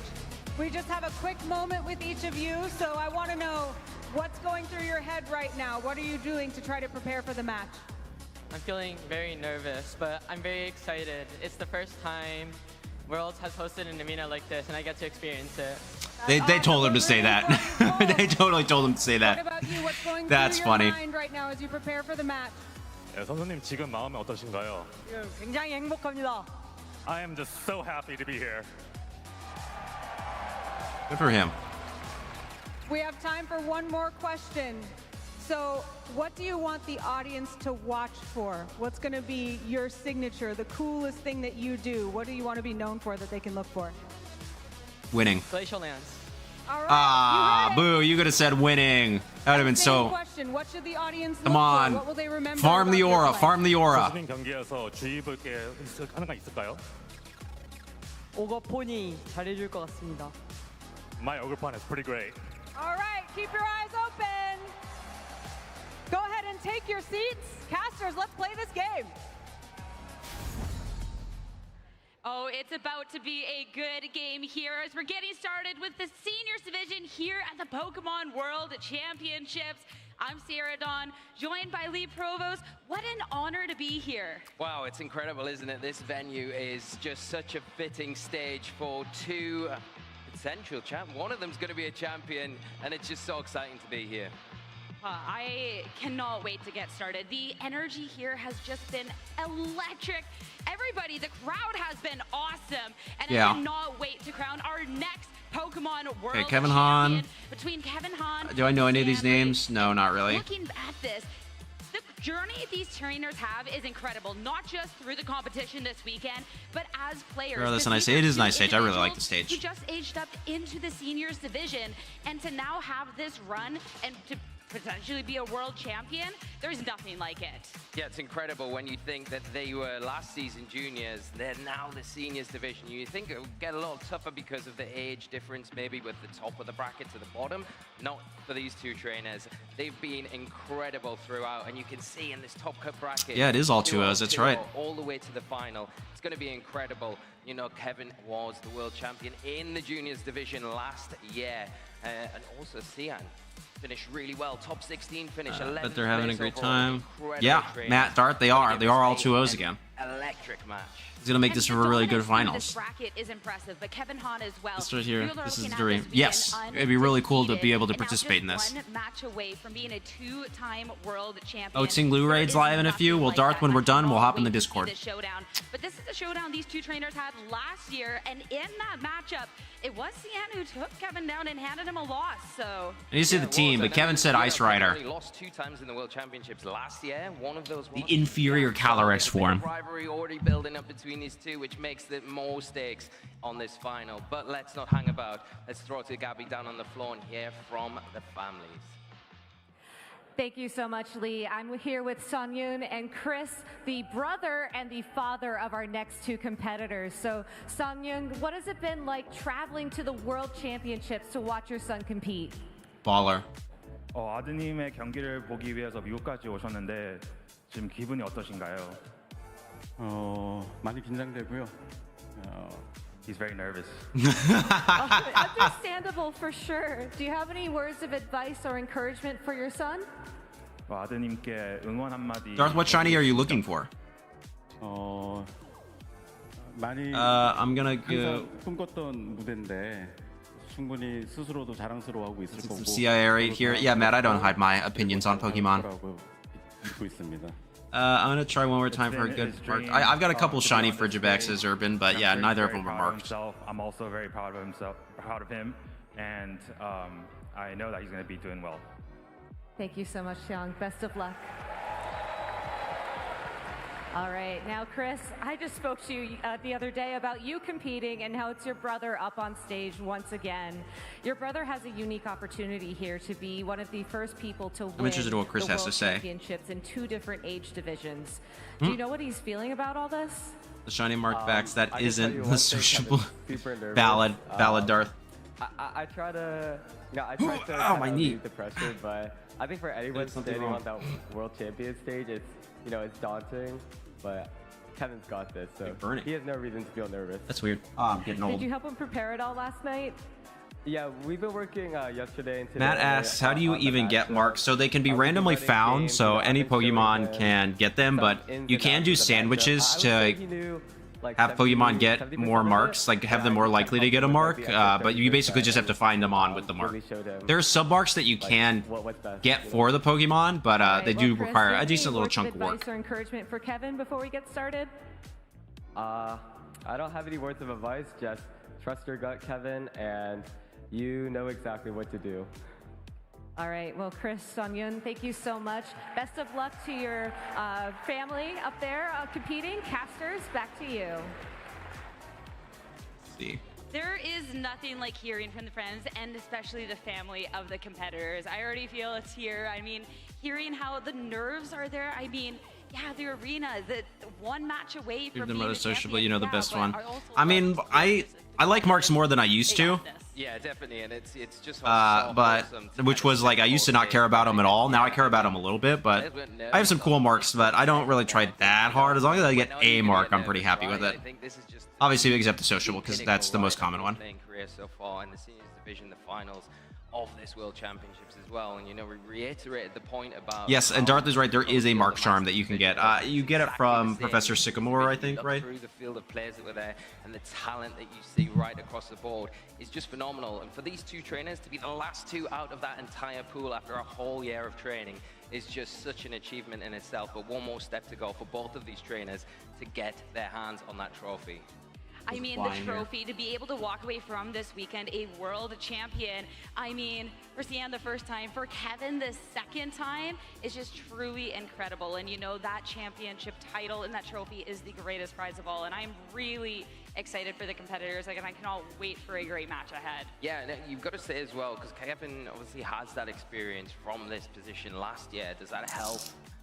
You would suggest probably it does, being in that situation once before. I used to not care, but now I care for marks and ribbons a lot. Yeah, Zenrai, I think now that I've been building more of my own teams, I care a little bit more because it just makes them more fun. It makes it a little more fun. I like the personalization of it. Experience as well. Especially too when you look at Sian, It's like I was listening to I'm a Blissy's video earlier, or watching it, I guess, but basically he was saying like you shouldn't have to play the game to build your team, and I like kind of disagree with that a little bit. Like I like Pokemon, I like playing this game, like playing the game. Do I think that all competitively viable Pokemon should be available in a single game? Kinda, I think you could make an argument for that. Albeit I'm not necessarily so head over heels on it that some other people are, but I think you should want to play the game. Okay, let's take a look. So we have Spell Tag, CSR, Astral Barrage, Psychic, Nasty Plot Protect, pretty standard. Standard Zamazenta, Terrabug, Rocky Helmet, Ensign with Helping Hand. Makes sense. Booster Energy Bolt. Double Grassy Glide. Okay, yeah. Good stuff, team. Xian Li. Super solid. I featured a video. I made a video with a team very similar to this with Double Grassy Glide. I think that was the AV Chen Pao video I did. Gotta plug my stuff, you know. Gotta do it. But yeah, so this is a pretty standard CSR Zama. I like it. It's good. Provide a lot of coverage against what we're going to see from Kevin's side of the field. Got some nice options there. The special side of things, the raging Let me pull up the chat again. I find it a bit difficult in this match, but those support options, in particular, Ogopon, depending on how it's trained, could play a key role. And I love the insertion of Grassy Glide there. Not something we see. The gorgeous mark? Yeah, there is a gorgeous mark, Matt, I think. Again, I think Darth and Urban are going to be a little more versed on the marks than I will be. But I agree with Zen. It's a little bit of extra customization just makes the game fun. And I like having fun. I like Pokemon. Because of course there is that redirection there, but also ways to support it, really getting this damage Let me make sure that I'm in the camera. But as well as Incineroar with I might have. Okay, yeah, I'm still there. That Calyrex Shadow Rider can do some work. On the opposing end, though, I mean, we want to talk about powerhouse Pokemon. Okay, let's see. Miraidon, Calyrex Ice Rider. Joy Scarf again. Oh, and Amoonguss. Okay. Okay, this is very similar to the team that I faced off against. When I faced Patrick Connors at NAIC, this is very similar to his team. So it's Glacial Lance, High Horsepower Trick Room, E-Drift, Draco Meteor, Voltage Snarl with Scarf, AV Intimidate Ensign, Sash, Urshifu, Rocky Helmet Amoonguss, and Life Orb Landorus Incarnate with Terra Poison, not Terra Waters. Okay. So again, another good stuff standard team. Okay. I was hoping for a little more meta development from these teams, but okay. We got the good stuffs. I think that Trick Room option could be really strong. Gotta get out of EDSP. Faster, speedier options on the opposite side. Of course, the Landorus, I think, is a key to this. If you look at the Ogopon, the Incineroar, that Rillaboom, it can do a good job against all of those Pokemon. I was hoping to see, like, last year at Worlds and Regulation, it would have been G. The Seniors Division winner, I think, he was using a Sylveon. You know, I was just like, oh, okay, yeah, well, they're cooking. Less cooking. But I do like it. I mean, it's a good team. I'm gonna go with Xian here, though. I gotta rep CSR Zama. I'll be what it's gotta be. I'll be happy if either one win, though. And how they're gonna navigate this series. Yeah, this first game is gonna be really telling, and I think, you know, you look at the Rillaboom in particular for Xian, because it is gonna be able to override and help keep control of that terrain, get rid of that electric terrain from the Miraidon, but it's a risk. Hey Matt, if you ever want a Pokemon with a mark, somebody, I'm sure I will be able to find somebody to help you get it. So just let me know. Or if you want a marked mon, I have some spare ones. I'll give you one. I'm happy to share the love with there a little bit with it. Season coming down into this moment, it is time for the Senior World Championship Finals. Let's make some noise, everyone, for our trainers, Xian Li and Kevin Hahn. Almost how I would have let it into this team. I would have let Zamazenta Rillaboom, though. Got that Incineroar out. It's going to be able to get a valuable Intimidate onto the Rillaboom in particular. Slow that down on the physical side. But also there's the war of the fake outs here. Which Pokemon is faster? Normally, like Zamazenta right now would have gone stupid. They're going to be able to fake out maybe that Calyrex Ice Rider here. Stupid. Glacial Lance onto that side of the field, and more importantly, stop a Trick Room. I think that's the key. And it could open the door for you to maybe terrestrialize. You should get a nasty plot off and get yourself in a position where you can start launching those Astral Barrages on the opposite side of the field. Yeah, this is a really volatile turn. The addition of Calyrex Shadow Rider here, I don't. Like, normally my game plan into a team comp like this would have been to whittle down everything with Zamazenta Rillaboom, and then come in and sweep the end game with Calyrex Shadow Rider. But now that AV Ensign's, like, not threatened at all, he's gonna Terra the Calyrex, like... Here in our senior finals for the Calyrex Ice Rider into these fire type turn. Make sure you're not going to be taking so much damage on this very first turn of battle. Scout things out a little bit. Rillaboom, stop the Incineroar. Make sure it can't go into attack with the Calyrex. No, this is going to do like 2 damage. Offense.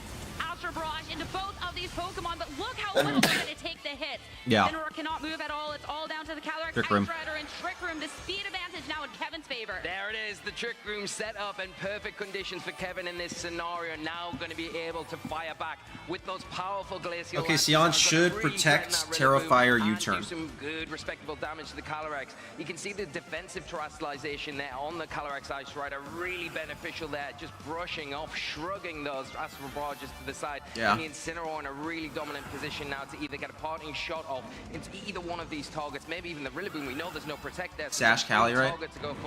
Yeah, so you should protect Terrifier U-turn out on the instant slot. On the field in case of anything else. If there is a shift up from Sienna, do you want to just take advantage of it here, kind of punish a no terrestrialization from the Calyrex with a knockoff?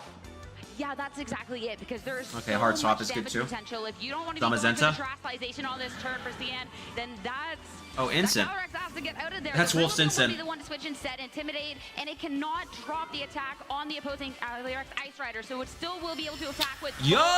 Not protecting the Calyrex. Incineroar again will be able to take the hit. Calyrex not so well, but... Okay! Targeting it to the other super aggressive play. Super aggressive play. Okay. Okay, Kevin, we see you.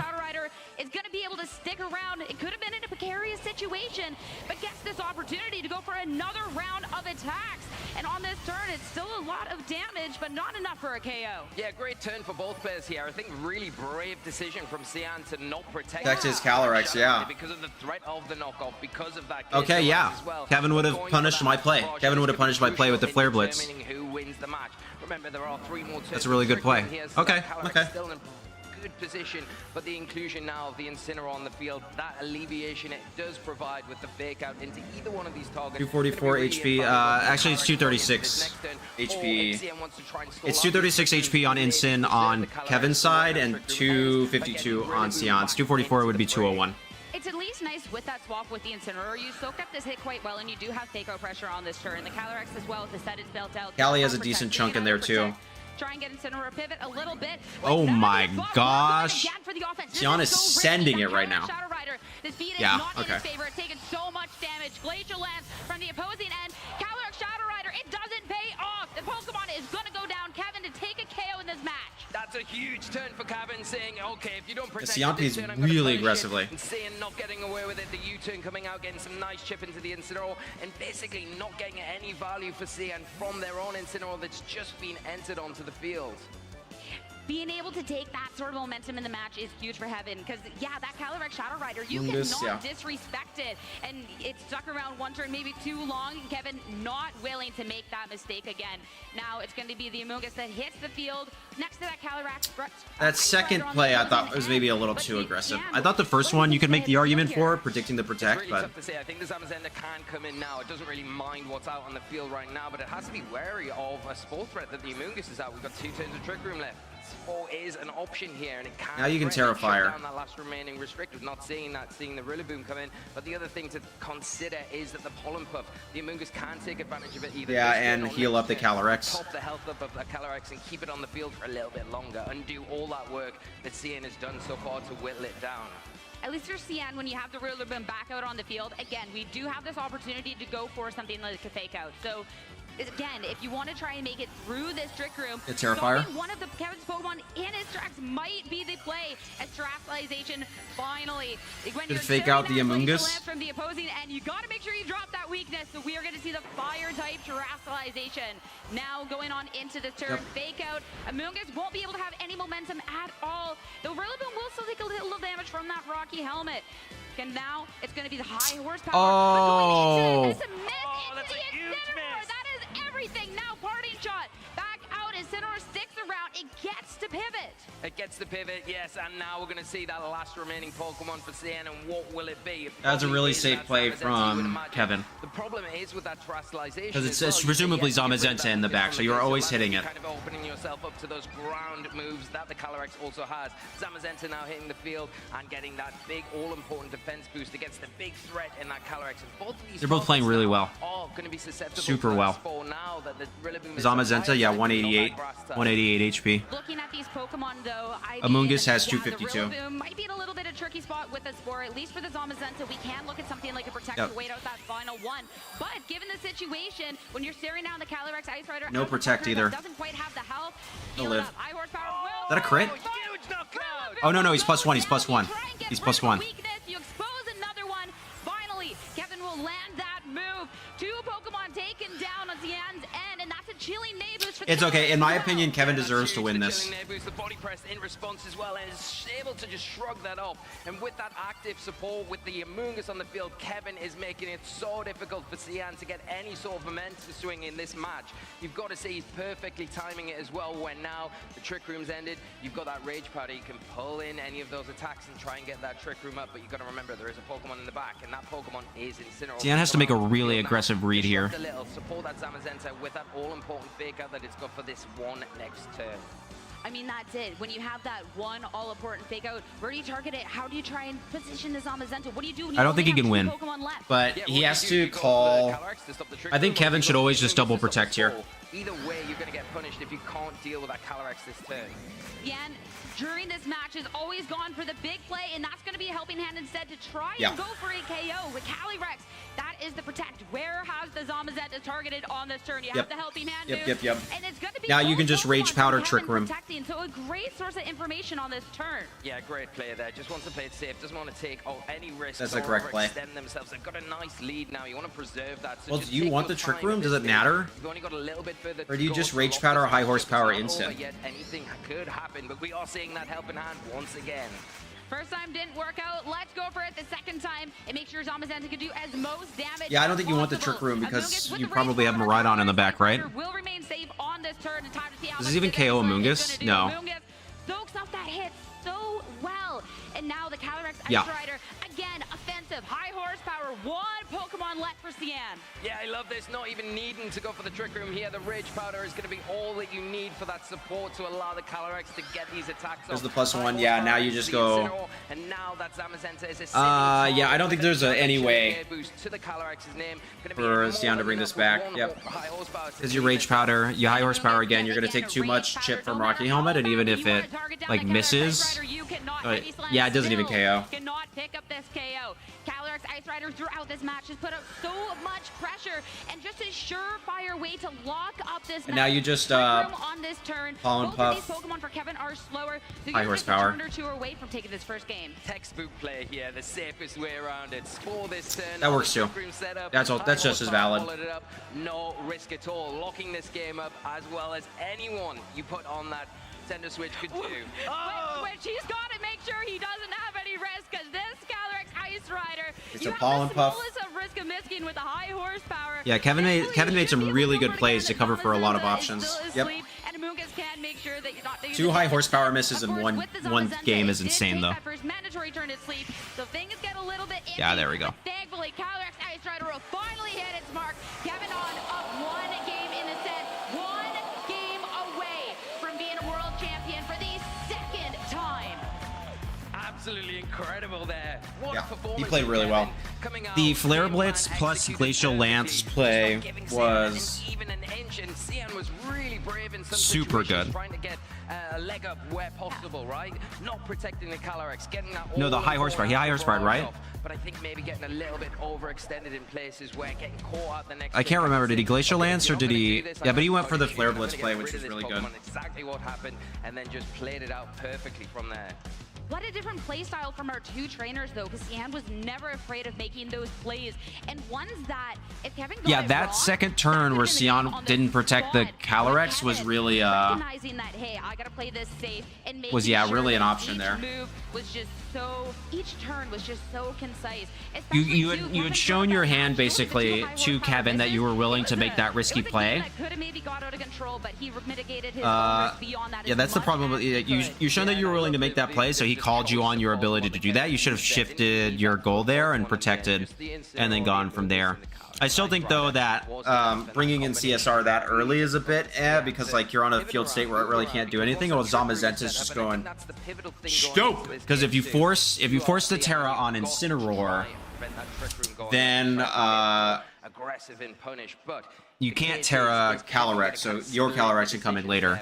And yeah, it's just there's just a lot of options. Like you're forcing Terras with. I think that Zamazenta is providing a lot more offensive pressure than After Kevin CSR became is. a Pokemon World Champion last year, he talked about the match, talked about in the Oh, it's spell World tag, that's Championship right. Finals, you can't quite go for the same thing. You can get punished. He was down a game, still able to bounce back, making the adjustments. Now he is up And one. Miraidon never even hit the field either. He has the mentality to be able to try and call this out. For Cyan, this is back against the wall. Rillaboom. When you're looking at the If you caliber really of want to players, risk it, someone if you who's really want to risk it, you can go Zamazenta Incineroar. But I think that the risk of him leading Miraidon this time around is too great. See that it's got the choice golf. It's going to be the fastest thing on the field, and I think the one thing that Cyan kind of struggles a little bit with is that speed control. There aren't options of it on their team. It's more that priority attack that they've got in their arsenal. It's more the disruption through the fake out, the pivoting. Zamazenta, Rillaboom. Like Calyrex to help things like that Raging Ball and the Zamazenta to He brought the right 4 Pokemon for sure. Those were the correct 4 Pokemon to bring. I just don't think he brought them in the right order. You lead wrong against that, it could be very dangerous, especially if we don't see the Rillaboom to kind of get rid of that electric train that activates the Hadron engine, gives you that automatic boost, and then you've got the terrestrialization. It's getting a little dark here. Let me turn on my... It could be a quick way to get burst damage, pick up a key knockout early on, and start closing the door down from there. Knowing that Kevin can go for an early Trick Room to take that momentum, I'm curious about the adjustment from Cyan, where we can really start to see, is it the lead? Is it just going to be the play from there?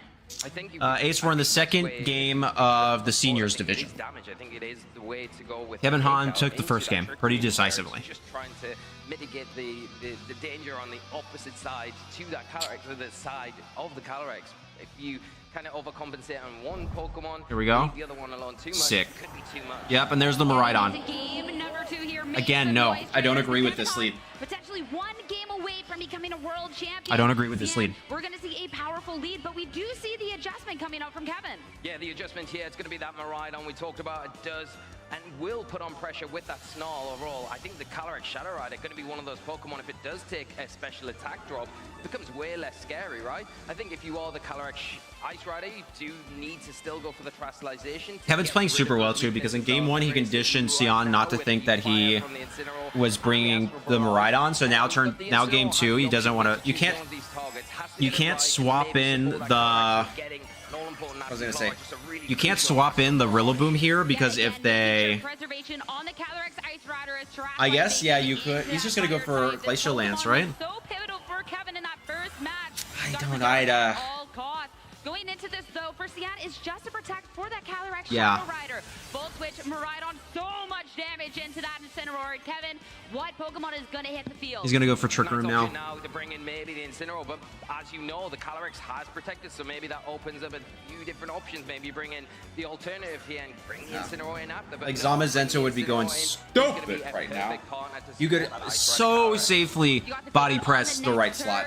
And support for your other Pokemon and a knockoff that, well, the Incineroar is going to take that quite well. Sure, you don't have your Assault Vest, but now you're going to be in a situation where, well, you're going to be offensive, and that Calyrex Shadow Rider on the opposing end doesn't look as scary when it's going to be the slowest thing out on the field. Yeah, this is a really tough spot for Cyan to be in. With the Trick Room being set up, the Calyrex now cannot protect this next turn. You don't have fake out support anymore, and Kevin has the option to really get rid of this Incineroar high horsepower. Yeah, you can just, you can so safely going for it there. You can see the idea Glacial Fake Out right now. Protect your Calyrex, get rid of the Choice Scarf on the Miraidon, hope it goes into the Volt Switch on that Calyrex side, so then you're going to outspeed it the next turn. Unfortunately, Kevin's seen straight through that, just saying, no, I need the Trick Room, I'm setting it up, and here You should have we stayed in. go. And Calyrex Shadow Rider, since it's already used its Protect and no support on the field, almost feels like it's forced to be switching out and Zamazenta to take its place instead. The Zamazenta, Knowing Kevin, he might call this. He might go for the Flare Blitz on that play. On that. A lot better than anything else would. Incineroar already took so much damage. Still going to stick around for a little bit. Knock off, at least good to get rid of that Clear Amulet. Whether you get an opportunity to see that Blade. Yep, I called that. I knew Kevin was going to do that. Kevin played so well, dude. Kevin is playing so well. Yeah, big play here. The Flare Blitz into that slot. Really nice. Because you know that anything that he wants to swap into is probably Rillaboom Zamazenta. So both of those are going to take super effective damage from Flare Blitz. Inside as well, not in a safe place, especially if you want to utilize that Intimidate. Like you know that you can pretty safely Flare Blitz that slot, because the double up will pick up CSR if he doesn't swap out, and then or you're going to deal with super effective damage one way or the other into that slot. And knowing that the speed is not in your favor for the Zamazenta, the Protect just makes so much sense. High horsepower. Yep. Gonna go into the other Yeah, slot. Kevin's got this. I'm so sorry, Cyan, but you're out. Down. Such such a commanding start to this game two coming out from Kevin. First KO already taken, still have the trick room, and yeah, it's looking tough, and that's Storm's here. Hi, Storm. Calyrex Ice Rider looking even more terrifying. Yeah, it really is now. It's Yeah. Oh my gosh, Kevin is reading Sion like a book, dude. Kevin's playing so well. Doesn't go for a trustalization. Now the Calyrex Rider coming back onto the field, and now it is in that really awkward spot. The one thing that you would say that CN has in their arsenal is the wide guard. It can protect you against that Glacial Lance and force almost a high horsepower. But if Kevin gets the slot right, this could be game over here. So you've got to get everything right at this moment in the game. He can just glacial. I feel like you have to protect on that turn. High horsepower going into that protected slot. So Zamazenta has been left by its own for now, but where is Incineroar going to target? Okay. Oh, it's a double up into the slot. So Zamazenta was left all alone on this turn. Kevin targeting down. No, why didn't you go after Instant? A lot of damage. Yeah, a lot of damage. A great play from CN here. That was a good play, but you could pick up the Instant, and then you're in a way better position. If you can get through this next turn, you're going to be in a great spot to get rid of that big threat in Ice Rider Calyrex. Some good damage there with the body press. One more will take it down. And the Incineroar, very vulnerable to that attack as well. So you've got to be careful where that body press goes if you don't get rid of it this turn. The Calyrex in an awkward position where it has just protected. Do we see the double up into it this time around? I mean, the Calyrex Shadow Rider, since it protected last turn, it feels so safe to target into it now. Zamazenta to protect there. The double up now into the Calyrex Shadow Rider. A second KO for Kevin. It didn't matter. Huge That's definitely an offensive Instant if it has AV. Last turn of Trick Room, when you wanted to get rid of this Pokemon, you did it. And now the Zamazenta half health and Twisted Dimensions turn back to normal. The electric terrain disappearing. So if that Amoonguss is in the back for Kevin, he can bring it in now. The spores will be active. He can start putting things to sleep. Looking at Kevin throughout this match, throughout his season, throughout his journey, dominance has been the word. Looking at this match, he's so There's a reason Kevin's 8-0 right now. He's playing so well. I mean, you have every tool at your disposal. Rillaboom, it does have the Fako, but Covering so many options in every play. Even when he gets a read as wrong as that one, he's still... You can tell he's in command every single turn. Sion is constantly reacting to Kevin. Kevin is never reacting to Sion. Yeah, when you're looking at other options in the back, I mean, you keep the Calyrex Ice Rider safe. You still have I'm glazing. another tool at your disposal, so that is going to be a KO. I'm glazing, Kevin. Now just bring in the Rhydon. Ice Rider, that stays safe. An opportunity now to see, is it going to be the Rhydon that hits the field? Might be the Miraidon, you feel like you would. You've got terrain control if you bring it in, and then you've got your option. You go after that Zamazenta with one. Yeah, you just... Zama doesn't survive this. Zama doesn't survive an Electro Drift. To get rid of it, but the big target here is that other restricted. You've got to say that's the big threat right now, offering the big damage. Now that grassy terrain's gone, so try and prioritize that. Try and remove that as quick as you can. Maybe protect Zama, crit Woodhammer into Cali KOs it. Up the item of choice with the choice scarf, you have to make that decision now. But when you're looking at, hey, if I get rid of the Zamazenta first, it's a Rillaboom that doesn't really seem to have an answer into that Calyrex Ice Rider. We're going to be saving Terastallization right until the bitter end, though. Zamazenta into the Dragon type. If this is an electric move, that's going to be taking hits. Yeah, I would have like protected Zama. No wide guard, this could be it, and it is that Electro Drift. It will be taken a lot easier from the Zamazenta. Really great defensive terastallization there. Zamazenta is going to survive right here, right now. Body press into the Miraidon is not enough. Crit. Rillaboom, Woodhammer, still survive. Yeah, okay. Pick up the KO. Now the Calyrex Ice Rider has this opportunity to move, and that is the Glacial Lance. Yeah. Double. I see Sion's play there, okay? Sion made a really good play at the end. So he knocks down Miraidon, crit KO into Calyrex. Protect the Zamazenta the next turn, Woodhammer to KO Miraidon. Last Pokemon can't bring it out. How that match went, it felt like he walked onto this stage. Kevin played so well. He was about to be a Pokemon World Kevin played super duper well. Kevin Absolutely. He deserved that win. In the seniors division. He deserved every second of that win. He played so well. I got nothing to say. He was covering everything. He has been so strong. And what about that final?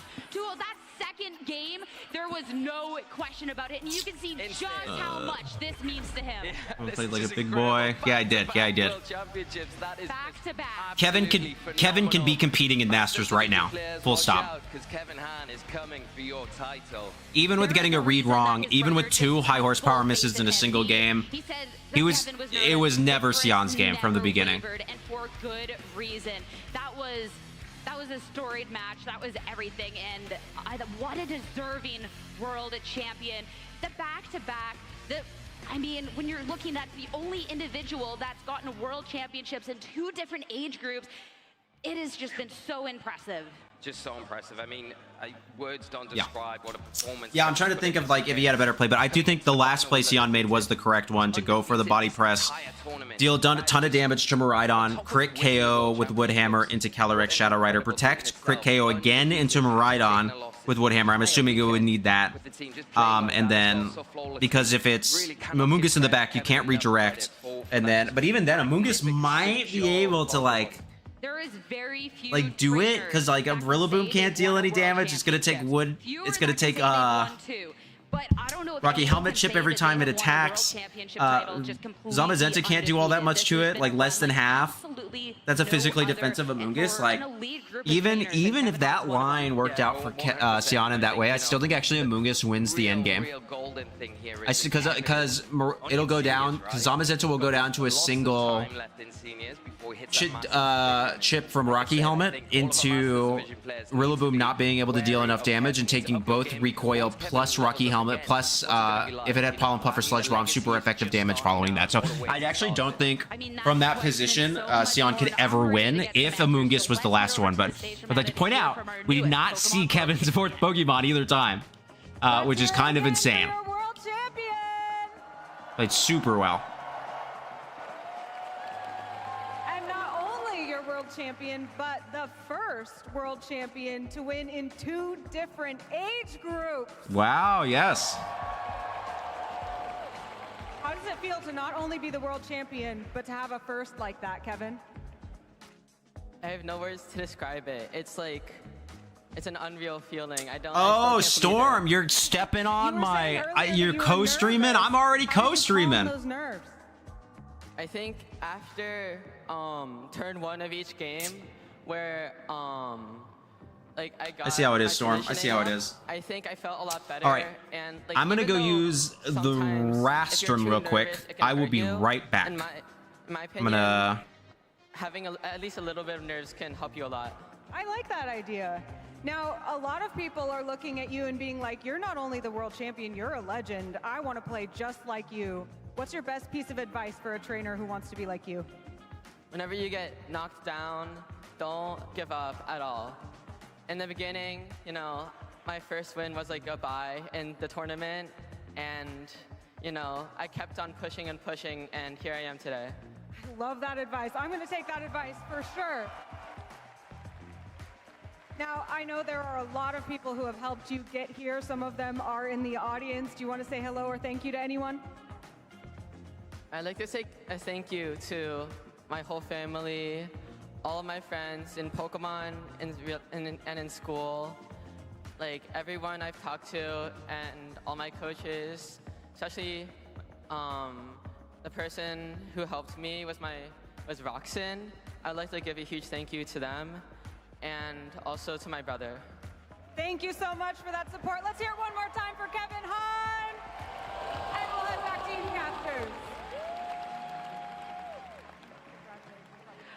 What an incredible series. What an incredible win for such a deserving trainer. I mean, after the World Championships last year, speaking about the win and everything else, and I mean, I'm just so happy for him. It's so well deserved. It's just an amazing accomplishment, isn't it? And what a privilege to be here to witness this. And I think this is going to be a real historic moment, not only for the arena, not the venue, not only this World Championships in a whole, but for Kevin's legacy that he's writing, he's starting, you know. This is a moment that I think everyone in here, including ourselves, is going to remember for a very long time. And we really cannot wait to see more of Kevin next season. It's going to be fantastic. I mean, every trainer has a story, and to be, I mean, not starting out, because obviously the juniors division, but to be continuing that story along, in such a fashion. I mean, you know that he has such a bright journey ahead, and I cannot wait to see more of that. I mean, maybe next year we look at a 3-time world champion back to back to back, because I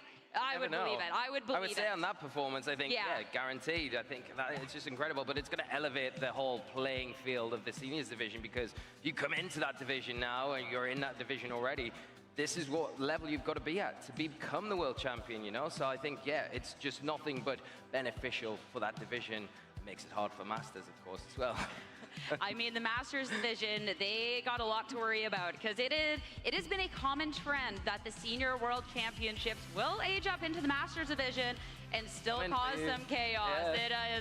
That is something that we'll be seeing just more in a little bit here, but the thing is, as well, I think, like, not to, you know, it's one of those things where when you first age up, right? Because there is a huge age gap normally, because you're that infancy in that division.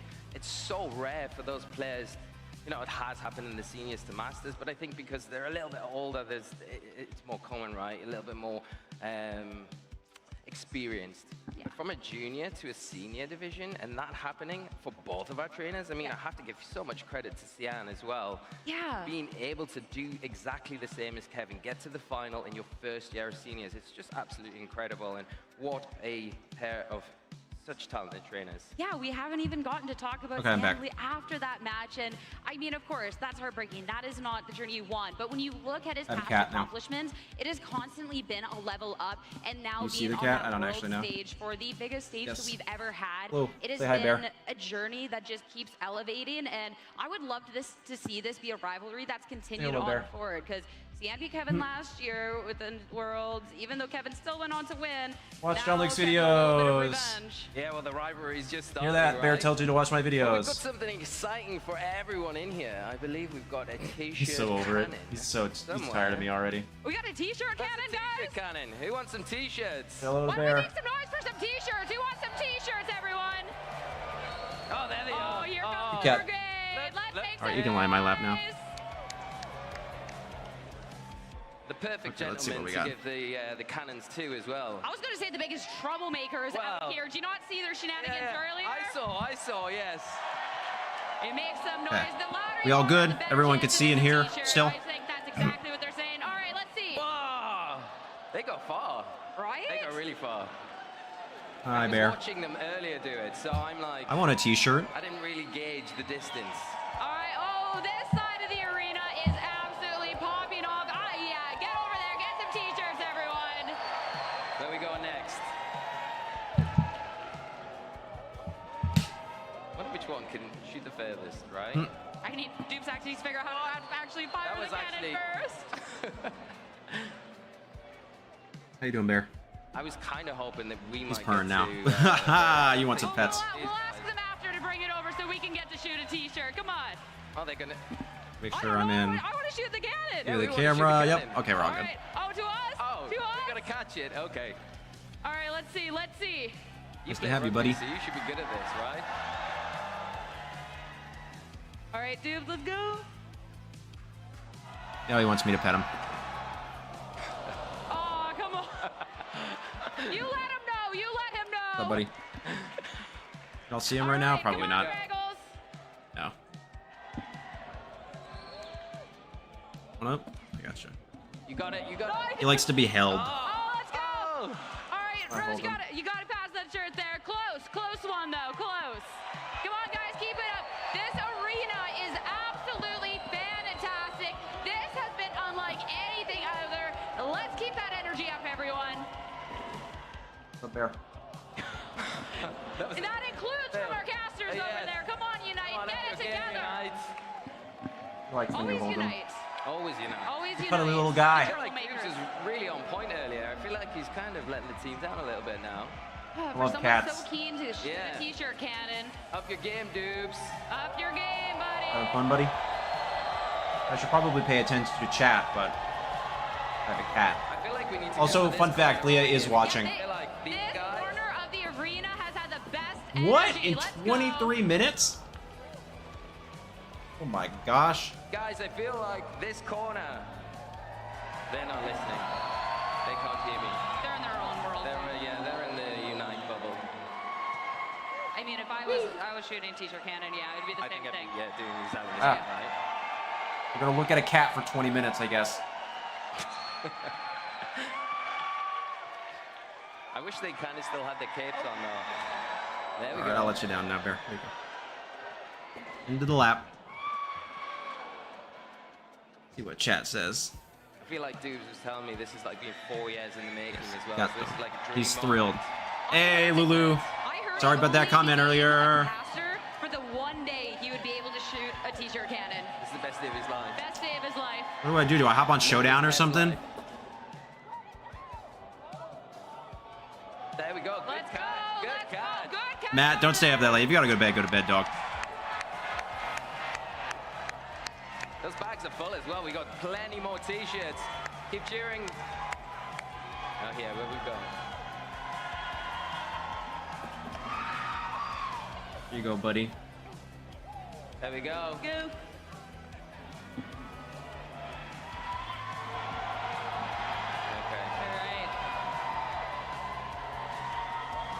All right, so many t-shirts, a great energy here in the arena. It has been a championship Sunday that has provided on all fronts some great games. Incredible Ace is games. also I gone. mean, absolutely incredible. Juniors was just phenomenal. Good night, Matt. Have fun.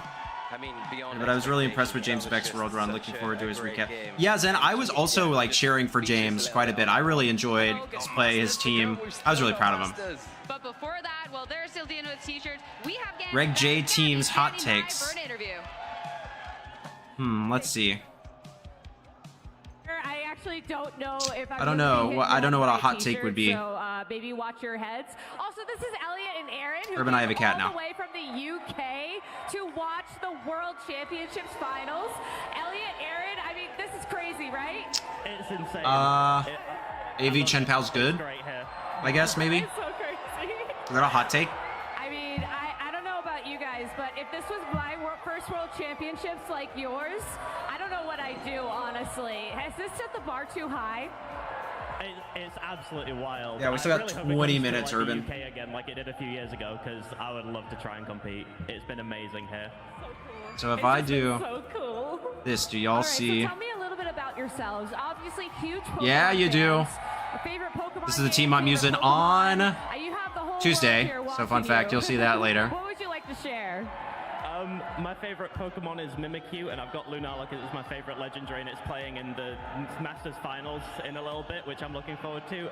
Oh, hey, played the don't do that, TCG buddy. For a long time. I've I already showed the cat. One of the side events. I already showed the cat, Urban. We Let me both do it again. run the Pokemon Society for our university in Hull, England.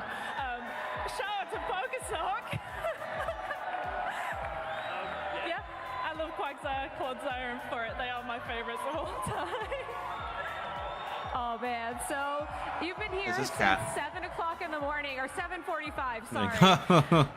Are you? There you go, awake? buddy. I mean, has this woken you up? Barely. I've been fighting to stay awake, but it's been really, really. Want to do some cool. Rambats, I guess? We could do Rambats, or do you guys? What do you guys want to see? Reg J, Reg I, Reg H, Game Rambats. to watch so far. You let me know. TCG. I say you told me how to play the TCG, and I've been loving it since. I'll It's play really, whatever you really want me fun. to. Elliot, was that also your favorite game to watch? What was that? Sorry. Was the TCG your favorite game to watch so far today? Oh, absolutely. It was really cool to see the Joltik Golden Go fusion. I haven't seen that before, but also seeing Gardevoir win after it's deserved it 100%. I make a. All right, well, I have to ask you two. This is a huge trip, obviously. What advice would you have for anybody at home who wants to be a part of, quite frankly, one of the most chaotic moments of my life? Do you have any advice? Like, what would you recommend if they want to come to the World Championships next year? If they wanted to come, what do I recommend? Sorry. If they want to come to attend the World Championships next year and be part of whatever the heck this is. Definitely arrive early for the finals, get your good seats, but also all the side events are really cool. We played ZA, there's the TCG tournaments as well. Just spectate everything, it's amazing. Zora Reg H viewer battles would be a little tough because I'd have to swap between the two settings. So I probably not that, unless you want to play on. Joining me throughout, again, the most chaotic moment of my life. Casters, I gotta watch my head. Back to you. Gabby, mean, the chaos is all over the arena here. There's t-shirts going absolutely everywhere, but I absolutely love it. I mean, to hear for some people, this is the first World Championships, and this is the standard set. I mean, come on. That's incredible, right? I think like this being the first experience of the World Championships, wow, what a way to do it, and it's only going to get bigger and better from here on out. Just incredible. I could. Okay, what do we think of? I'll do a Pokemon random number generator, pick a random Pokemon, have to build a Reg H team around it real quick, and then we'll just hop on ladder with it. How's that sound? That would be more viable than Reg J, I think. Because Reg H and Reg J are tied.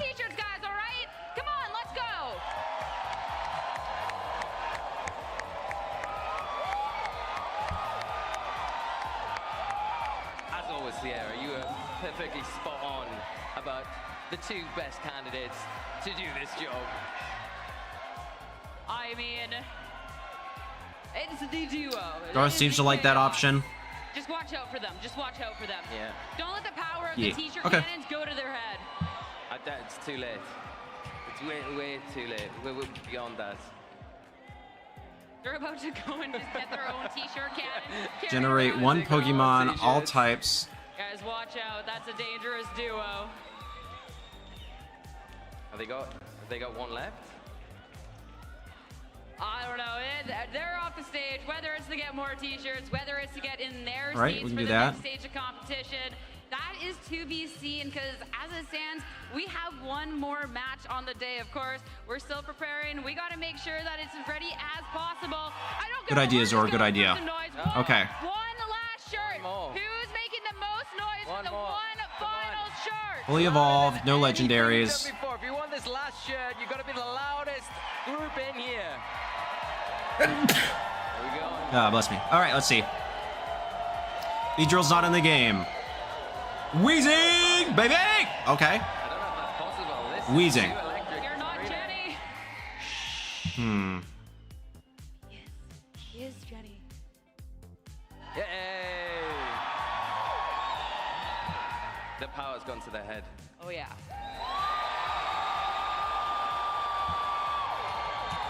So we got base Wheezing.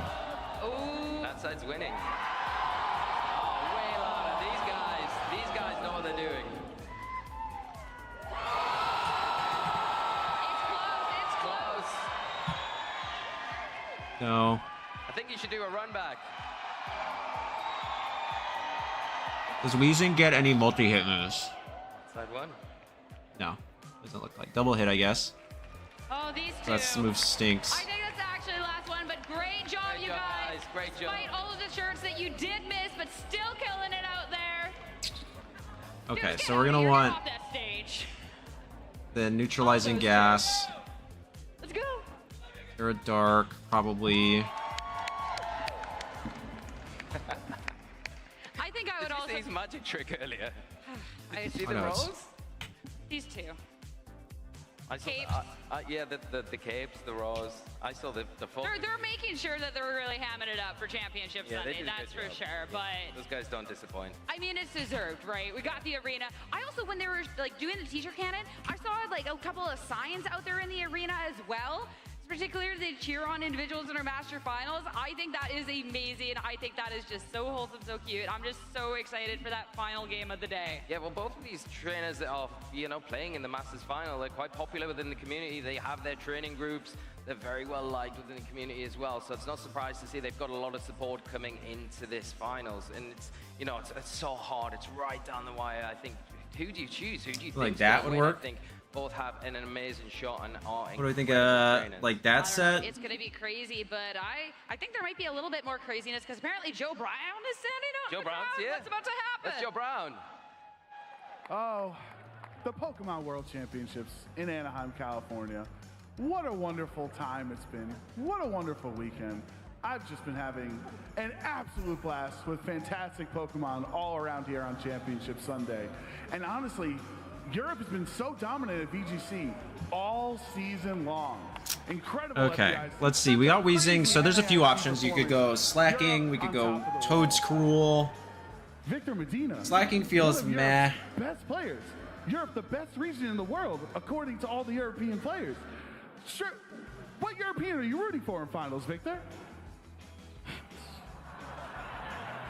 I mean, or that's tough, buddy. Chris Hahn, brother of the two-time world champion Kevin Hahn, Joe Ugarte, American legend Brady. What American are you rooting for an American in the finals? could do this with. The drought is over for the first time since 2016. An American will win Masters Finals for the Video Game Championship. Casters proudly tossing it back to you. Oh my goodness. I mean, first off, anyone but Victor. Come on. I know, right? Pick the nicest guy from Europe to pick on Joe Brown, and I feel like you engineered this. You created this, Joe. I did figure out how much speed you want for Dondozo in Reg H. This season, when you look at NAIC, It's the conversation was so different coming into the World 65. Championships of, well, who are going to be the top players? It was so strong for Europe that you guys got two sides of players to watch. Yeah, and it's no surprise either from the performances that the European players came in and have done this season, right? LAIC starting there, then EYC slightly different. I mean, it's the Wolf effect. It's the Wolf decided to land there, do his thing, but then we had NAIC, right, as well. So, and then all the regionals in between, across the pond and back home, they performed so well in whatever environment they were in. So they were the guaranteed favorites coming in. You felt like it, but then NA decided to show up and they put on an incredible show and kind of solidified why they are such strong trainers and kind of give everyone the reminder that they maybe did need. That they are here and they mean business. Okay, so this is the problem I've been having with Dondozo. As I've been like testing stuff in Regulation H, you need to be able to deal with haze users really quickly. So Dragonite. This is such a stacked World Championships. This is one of the most stacked of all times. So to be able to see The Dragonite's one. in that finals of the most stacked World Championships You could of all do. time, the two Americans. It's pretty incredible, and yeah, I think a lot of the other regions everywhere else are going to be eating a little bit of humble pie after this weekend. Hey, a rising tide lifts all ships, right? Yeah. As the caliber of talent keeps getting stronger out there, then I've always been the biggest supporter of NA, so I've never been part of this. Even after Joe Brown was picking on Victor Medina out in the crowd. Why would I do Icicle Crash? I would just do. I'm always the biggest advocate of Victor. You know, I'll always defend Victor. We all love Victor. Let's be real. But yeah, I mean, we're in for such a treat ahead. You can do something like this. It has just been so insane here. I mean, it's two very. We want to outspeed Adamant Dragonite by 1. Because of course. Something like that for Dragonite. For them, but I just gotta say So that answers prominent haze user in Dragonite. This championship Sunday, I mean, for those trainers, regardless of the result, to walk out on that stage is everything, and to be able to have so many. D-Knight, Prim, Murkrow. So we need an electric type. We need an electric type for the other three. Just out of interest, what's been your favorite? Because I know everyone in this arena is going to have their own individual favorite moment from the World Championships. But for you, what so far? It's not over yet, of course, so there might be bits left to unfold today that might be your favorite. But up to now, yeah. If you were to name one thing, what is? Dang, these high BST ones, not good. Wow, that was it. I mean, I feel like a lot of trainers are going to share the same sentiment, but to walk into the arena for the first time, to see what this game has become, to be able to see where it has evolved to throughout all of the years, to now there's so many people out here to support and cheer on everyone else. I mean, there is just nothing. Would Run of the Rotoms be good?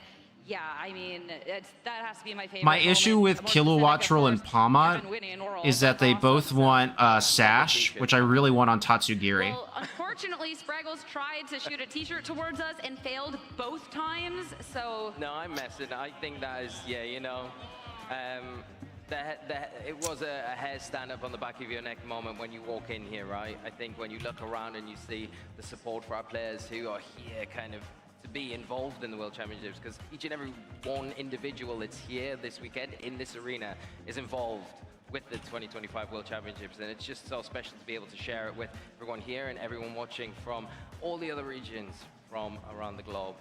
And we have to make sure that everyone is thanked as well, because the reason that this arena is so amazing has been because of this amazing crowd, the energy here, everything else.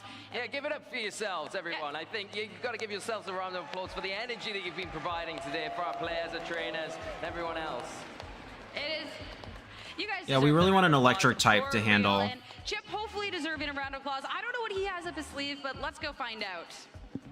Thanks so much. That's right. I'm standing by here in the audience with Michael, and we are going to be playing a fun little game. Guess that Pokedex. Michael, how familiar are you with the Pokedex? I'm pretty good, I think. He's feeling confident. Well, let's test that confidence right now. Up here on the main screen, let's see that first entry. Like the wind, it can slip through. How much do we want to any cook real gap. quick? No matter how small, it leaves balls of white fluff behind. What's your thought process here? Are you getting any clues from that flavor text? I know this off the top of my head because this is already one of my favorite Pokemon. It's Whimsicott. Locking in the Whimsicott. I was kind of thinking Swablu, I'm not going to lie right away, but Whimsicott does make sense. Wow, Rotom, you Let's stink. get the reveal here. Whimsicott with the win does make sense, and sure enough, well done, a favorite Whimsicott. All right, let's move on to our next one. This Pokemon can control 100 tons of fallen snow. It plays around innocently by leaping in and out of avalanches it has caused. Ooh, a Pokemon that can cause avalanches. It's got to be an ice type. Maybe Abomasnow? Ooh, Abomasnow could be a good guess. Is Abomasnow a Really? a Pokemon that you feel like is going to be leaping, though? I don't really know that he's quite Okay, there we go. Okay. Now we got something rolling here. Any other thoughts? Any other ice types? Maybe more like Snover? If it's going to be something that can jump, maybe Alolan Ninetales? Ooh, okay, I don't dislike that guess. Let's see the reveal. We'll go with Abomasnow / Alolan Ninetales. Ooh, Chien-Pao. Chien-Pao. Yeah, that definitely is a Pokemon that can cause some avalanches.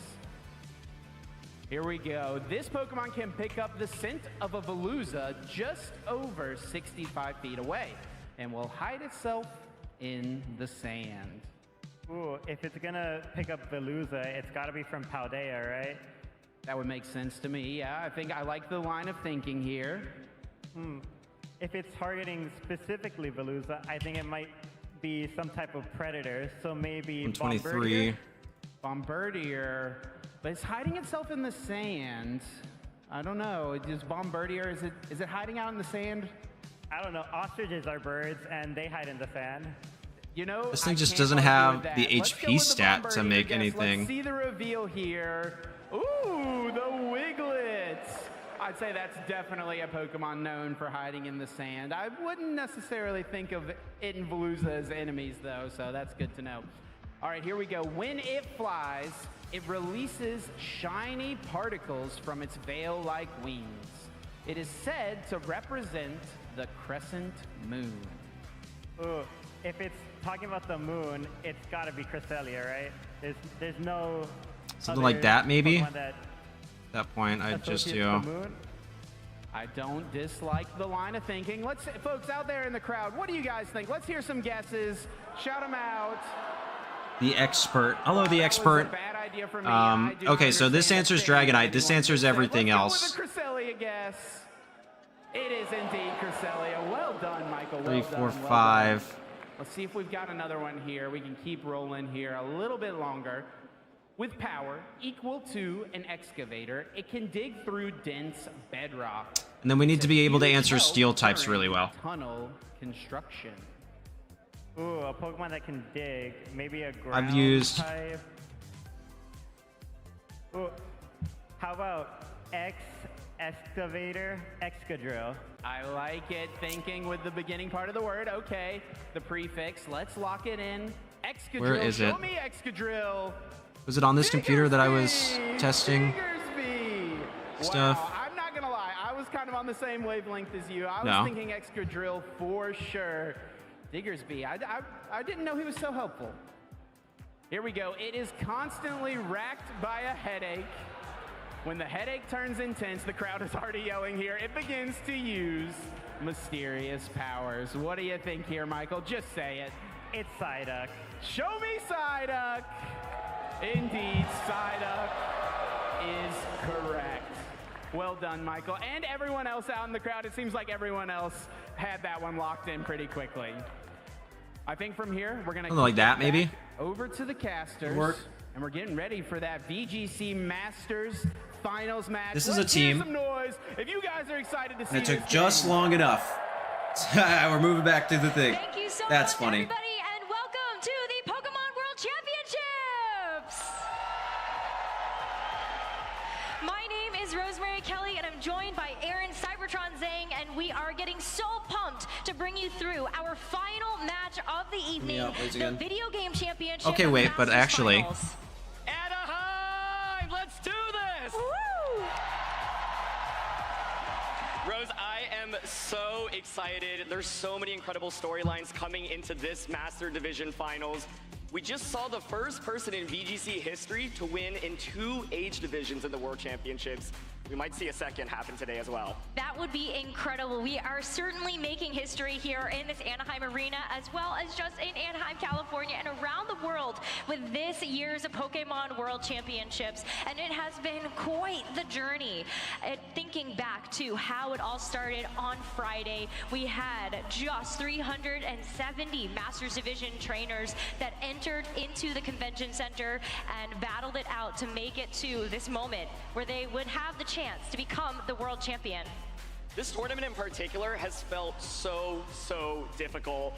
We saw all 3 of our international champions, heavy favorites to win this entire tournament, get knocked out early on. Not a single one made it to the top cut bracket. And in the end, there are only 2 players that stand with team compositions that I think people maybe didn't put a lot of respect on coming into this event. Up till this point, we were looking at the Pokemon World Championships and how dominant Miraidon has been as the premier legendary Pokemon from Pokemon Scarlet and Pokemon Violet. But I think our finalists in the Masters Division have certainly had something to say about that. Cybertron! Miraidon guaranteed to win a World Championships. Not only just that, USA has officially won the World Championships in all 3 age divisions. They said the stuff about NAIC and we took that personally. Rose, do you know the last year that's happened in VGC?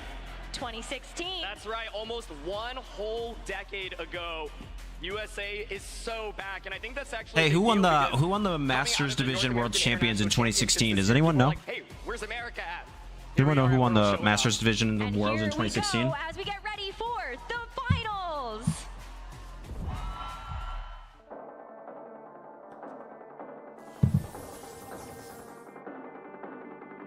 Okay, that's kind of sick.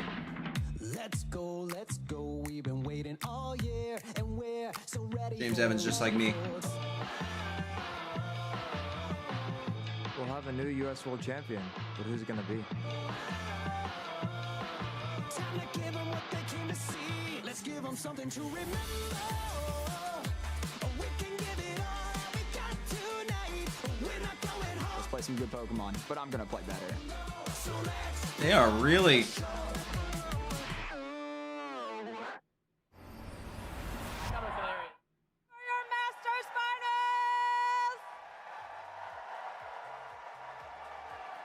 All right, let's see this.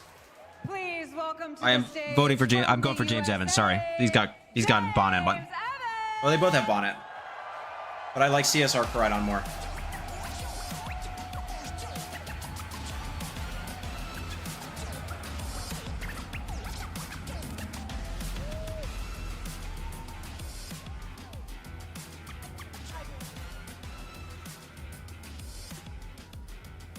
And also from the USA, please welcome Giovanni Siski.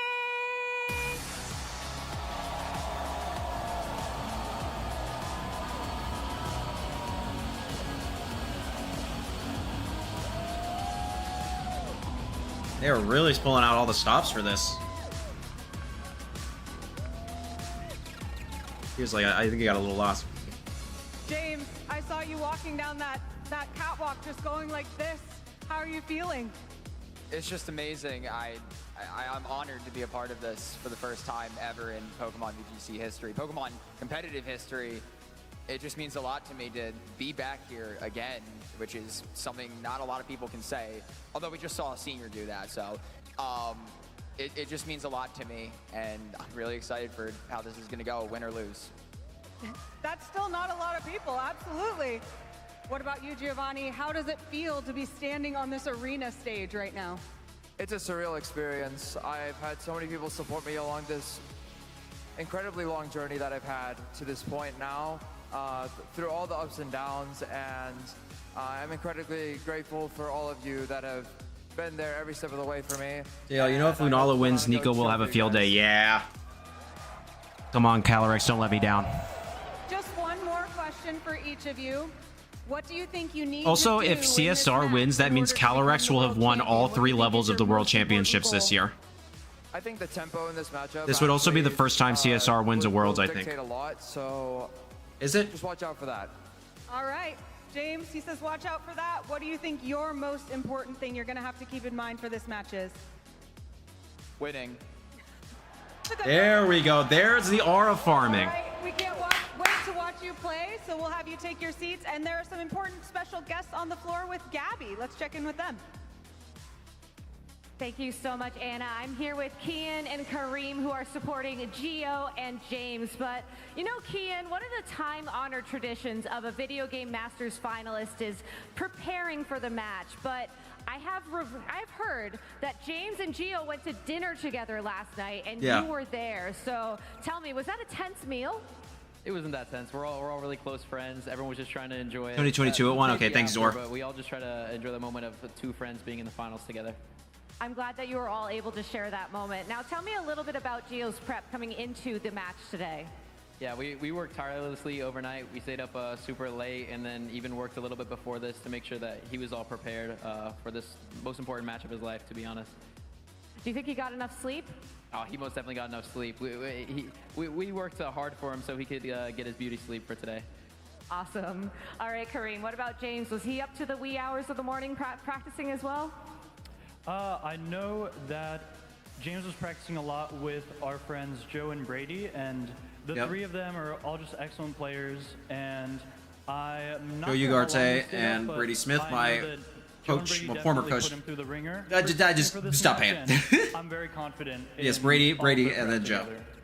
Now, Kareem, you've mentioned that you've known James for a really long time and that having been on the stage yourself, this is a really big moment to be a part of for James. Do you have James any looks words of nervous. advice or encouragement Okay, or big anything dog. you want to say to him before we get started with this match?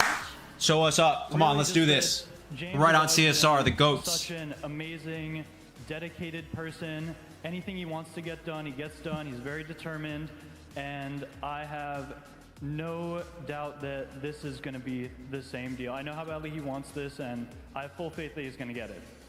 Thank you so much. Kian, do you have any words of advice, encouragement, anything you want to say to Gio before he starts this match? It's hard to pick like one thing to say, but Gio's been using Koraidon since the beginning of Regulation G, when even then no one believed in it, and even up until now no one really believed in it as well. So just False, let I believed in it. Gio use what he knows, and he'll do great.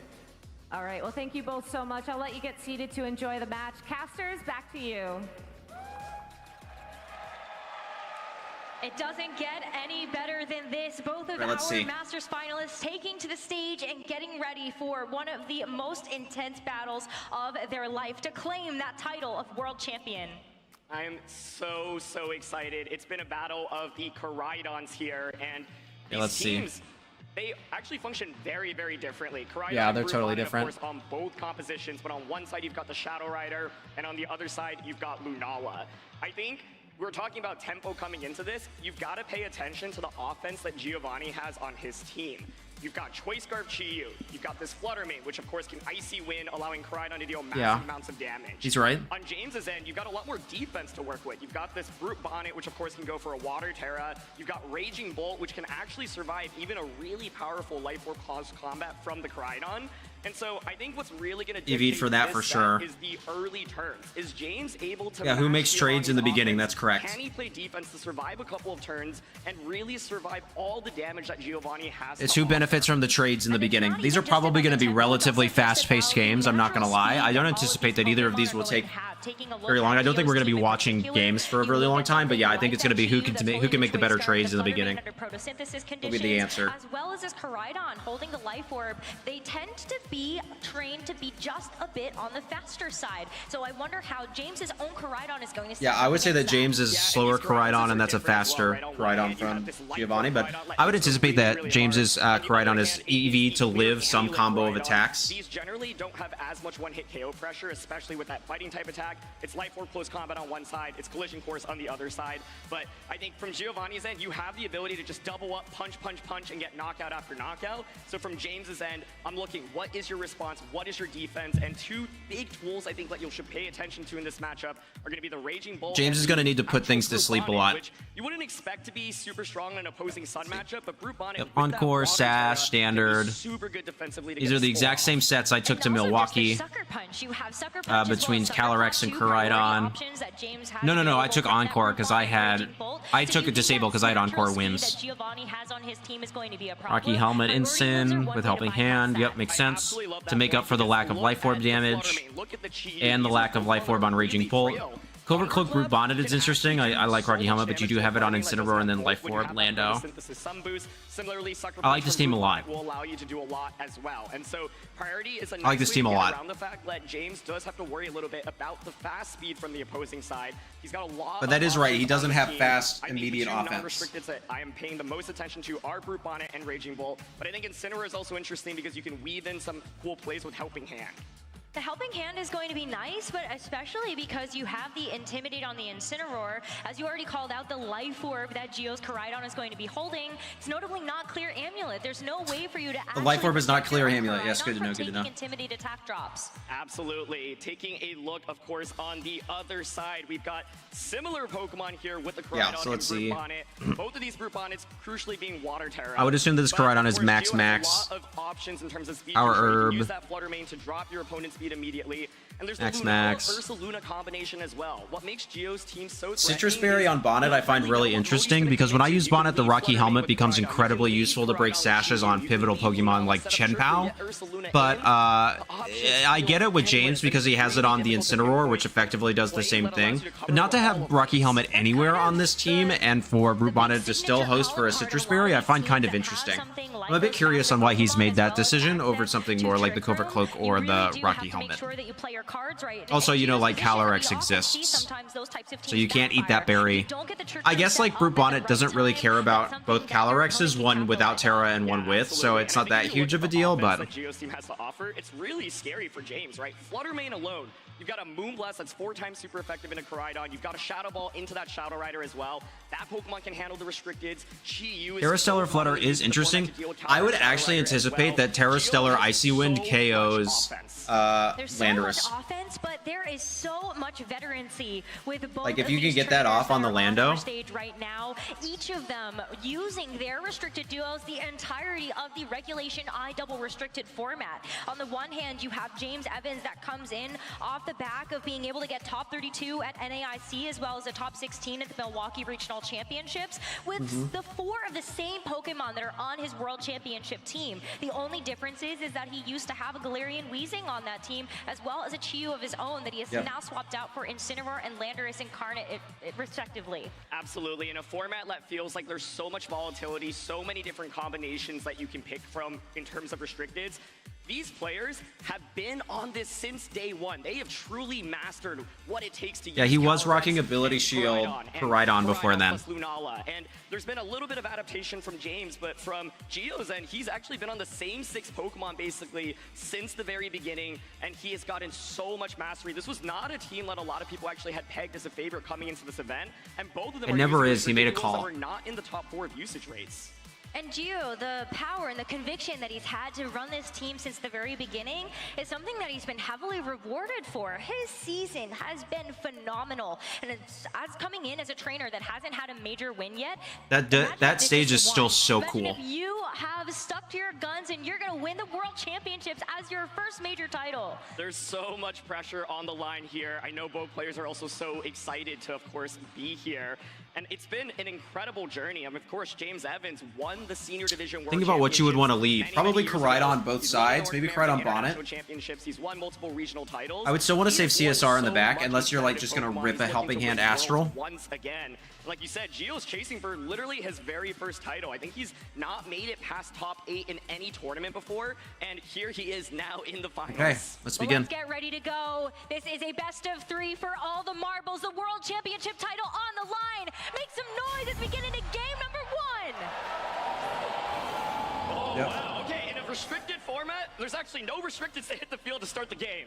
That is wild. We Okay, are going to see Gio have that Flutter Mane next to that Choice Scarf Chi-Yu, and for James Evans, he's opted into bringing that Incineroar next to the Brute. I like this lead.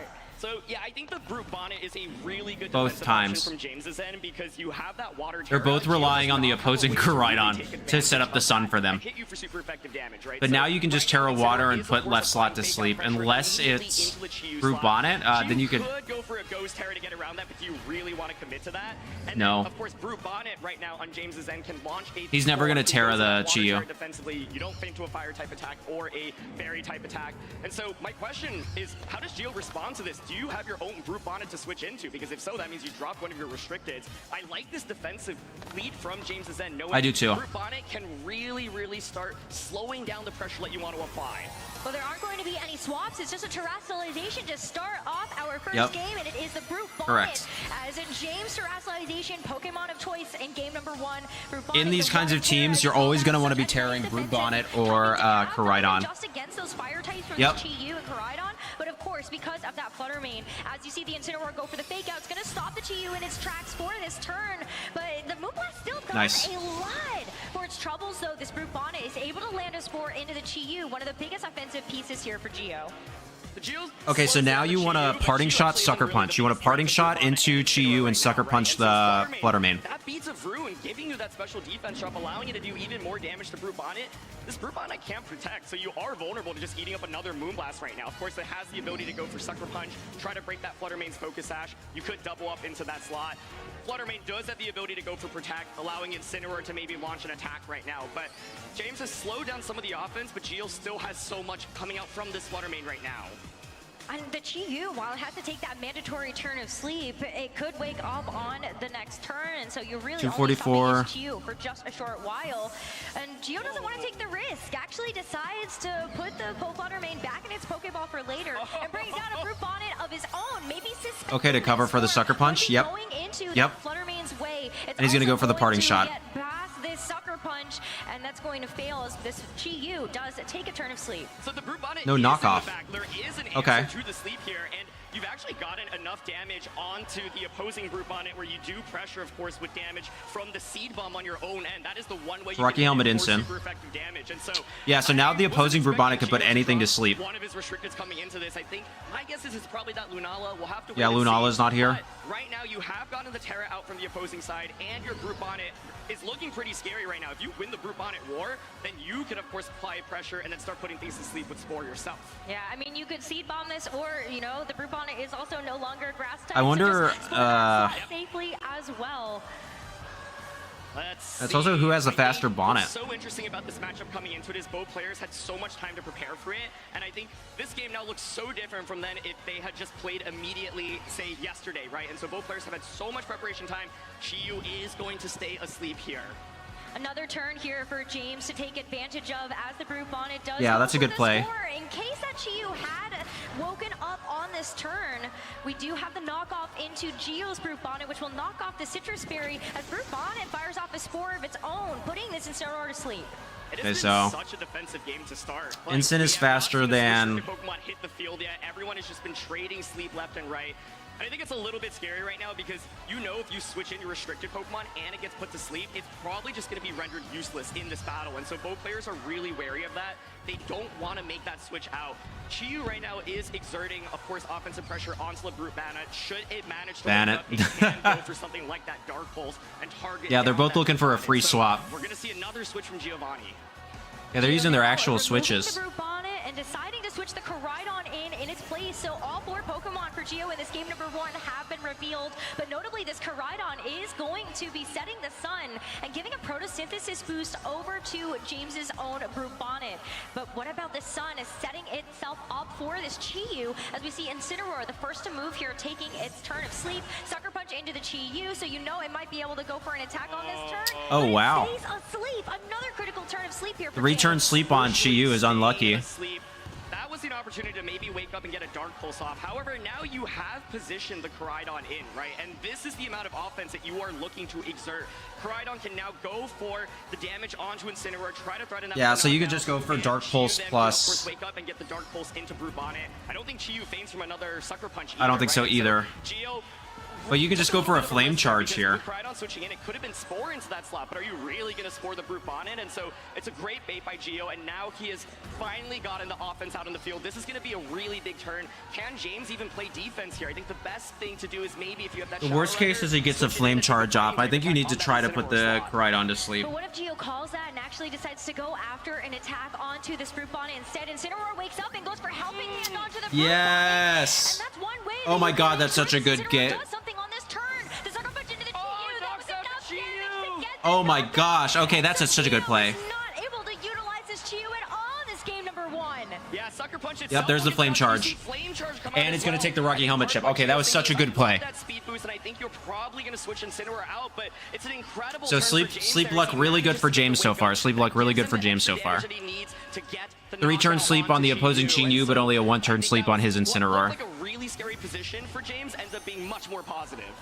Well, at least you have the free switch into And your you're own faster. Brute Bonnet that's also going to be getting that photosynthesis defense boost. But if how Brute helpful Bonnet is that goes really for... going to be when you're still okay. trying to get your first knockout in this game? This Brute Bonnet has a defensive Water Terra. You're really hoping that your Chrome Koraidon is able to do some major damage here. Absolutely, yeah. I think now the damage definitely has stalled out a little bit, right? Like helping out Sucker Punch was a cool way to get. Yeah, okay, so my thing is here is I think you Spore and Flare Blitz. You Flare Blitz into the opposing Brute Bonnet and you Spore into Koraidon because either then they have to waste Terra, which they basically have to use too many resources in order to survive the turn in an advantageous position, and if they don't do either of those, either Koraidon goes to sleep or Brute Bonnet probably goes down. I don't know, with the defense boost it might not.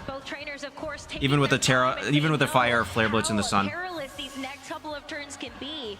And James wants to save this Brute Bonnet for just a little bit later. The Shadow Runner Calyrex. He's hoping he goes for the collision course into that. Restricted Pokemon revealed for James in He's gonna parting shot. And the question is, did the fighting type attack go into Yes, yes it did, yes it did, yes it did. This is such a good play. This is such a good play from James.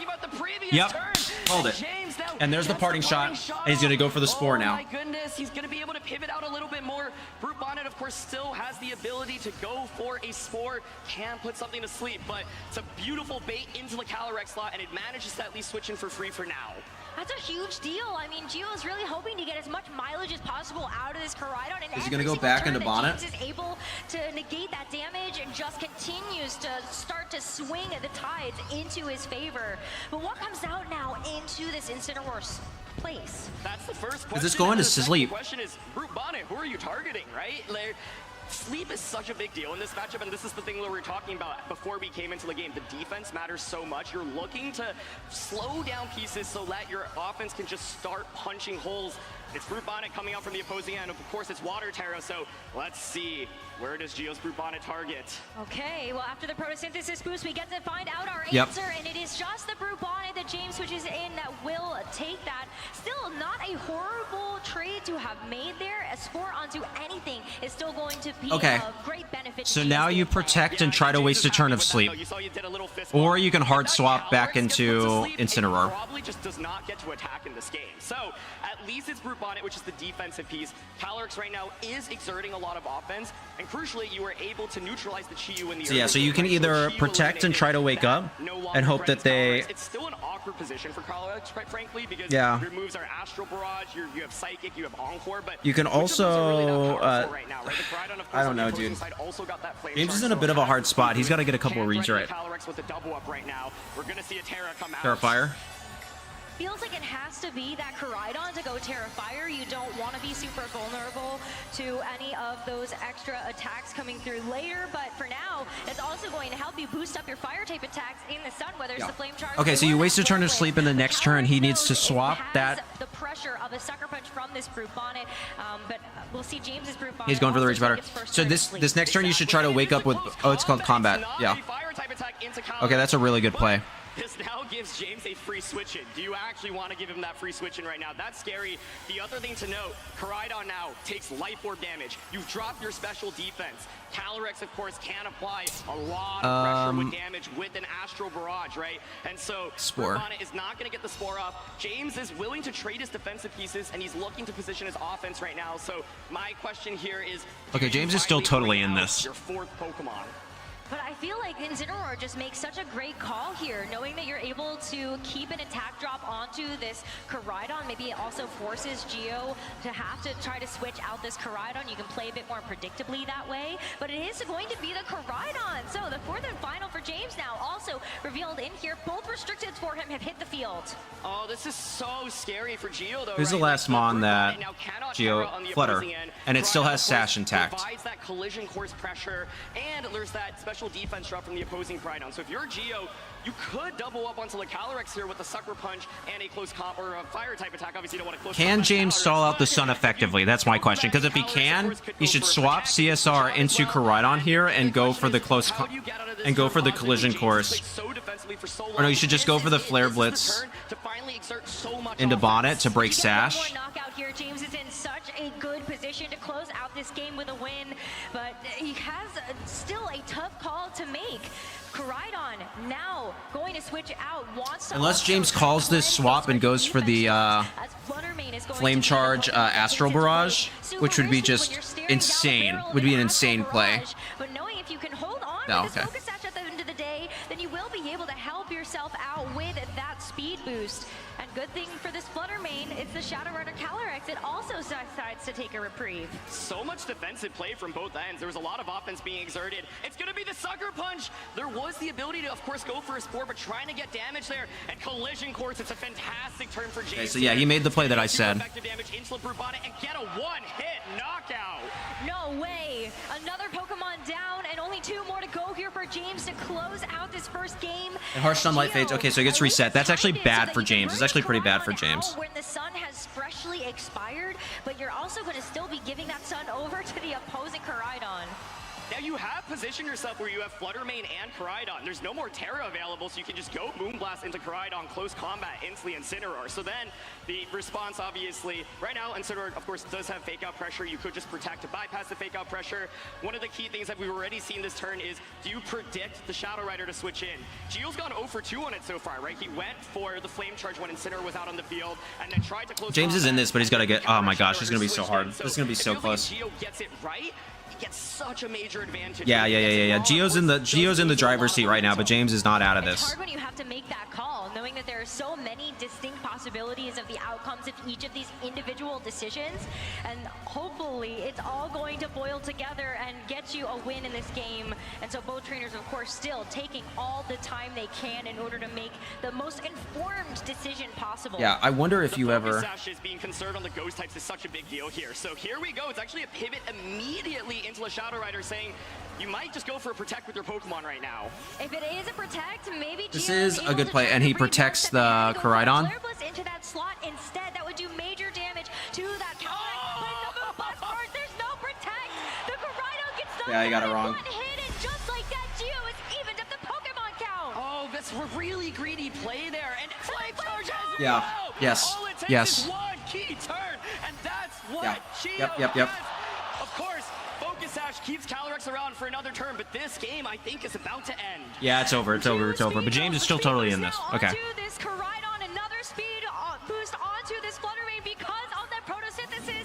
And even though the Incineroar comes back out onto the field, you can only fake out the Koraidon. This Fluttermane is still free and clear to steamroll right past his Calyrex. And this is where committing that Water Terra early with Brute Bonnet put James in a really difficult position against late game Fluttermane. I love how Gio recognized Fluttermane's really good into your team. I'm gonna save it. Of course, we started the game off with it. It never took any damage. It never got put to sleep. Imagine if the Spore went off into the Fluttermane on turn 1 rather than the Chiyu, but James gets I'm trying to think if there's a way that James can still win this. so heavily, and I just don't see a way for him to win this one. There's still a will. And That was not the way. There is still a way, but James is going to go ahead and take this turn to protect the Calyrex, and at least Incin will go down. some time to think heading into the next game. Incineroar is the next to fall with a big close combat from this Koraidon. Another one-hit knockout for Gio, and it's just the Shadow Rider. Yeah, resetting the sun from Gio's end was really smart. If the sun wasn't up, then it's a way different ballgame. Oh my goodness. I mean, if you look at this game, the key turn really was that double KO or KO plus 1 HP, almost a KO. Calyrex basically is fainted, right? Like at that point, once the flame charges happen and there's the Fluttermane with the speed boost, you just can't handle it. And Shadow Rider just didn't really do much in this game, right? It never really clicked any damage. And so I think Shadow Rider's just really awkward here to use as Fluttermane secures the knockout and Gio goes up 1 game. Okay. So Fluttermane and Koraidon are speed tying.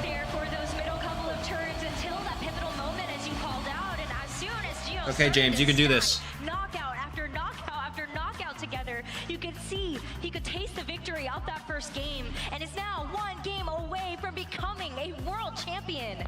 So I want to talk about adjustments here. I'm genuinely shocked the Raging Bolt did not come out in that game. I thought like this would be a war between Brute Bonnets, and it kind of was honestly for the first couple turns. But I thought Raging Bolt from James's end is really powerful here because it can take that special damage. You can even Terra, of course, to get around.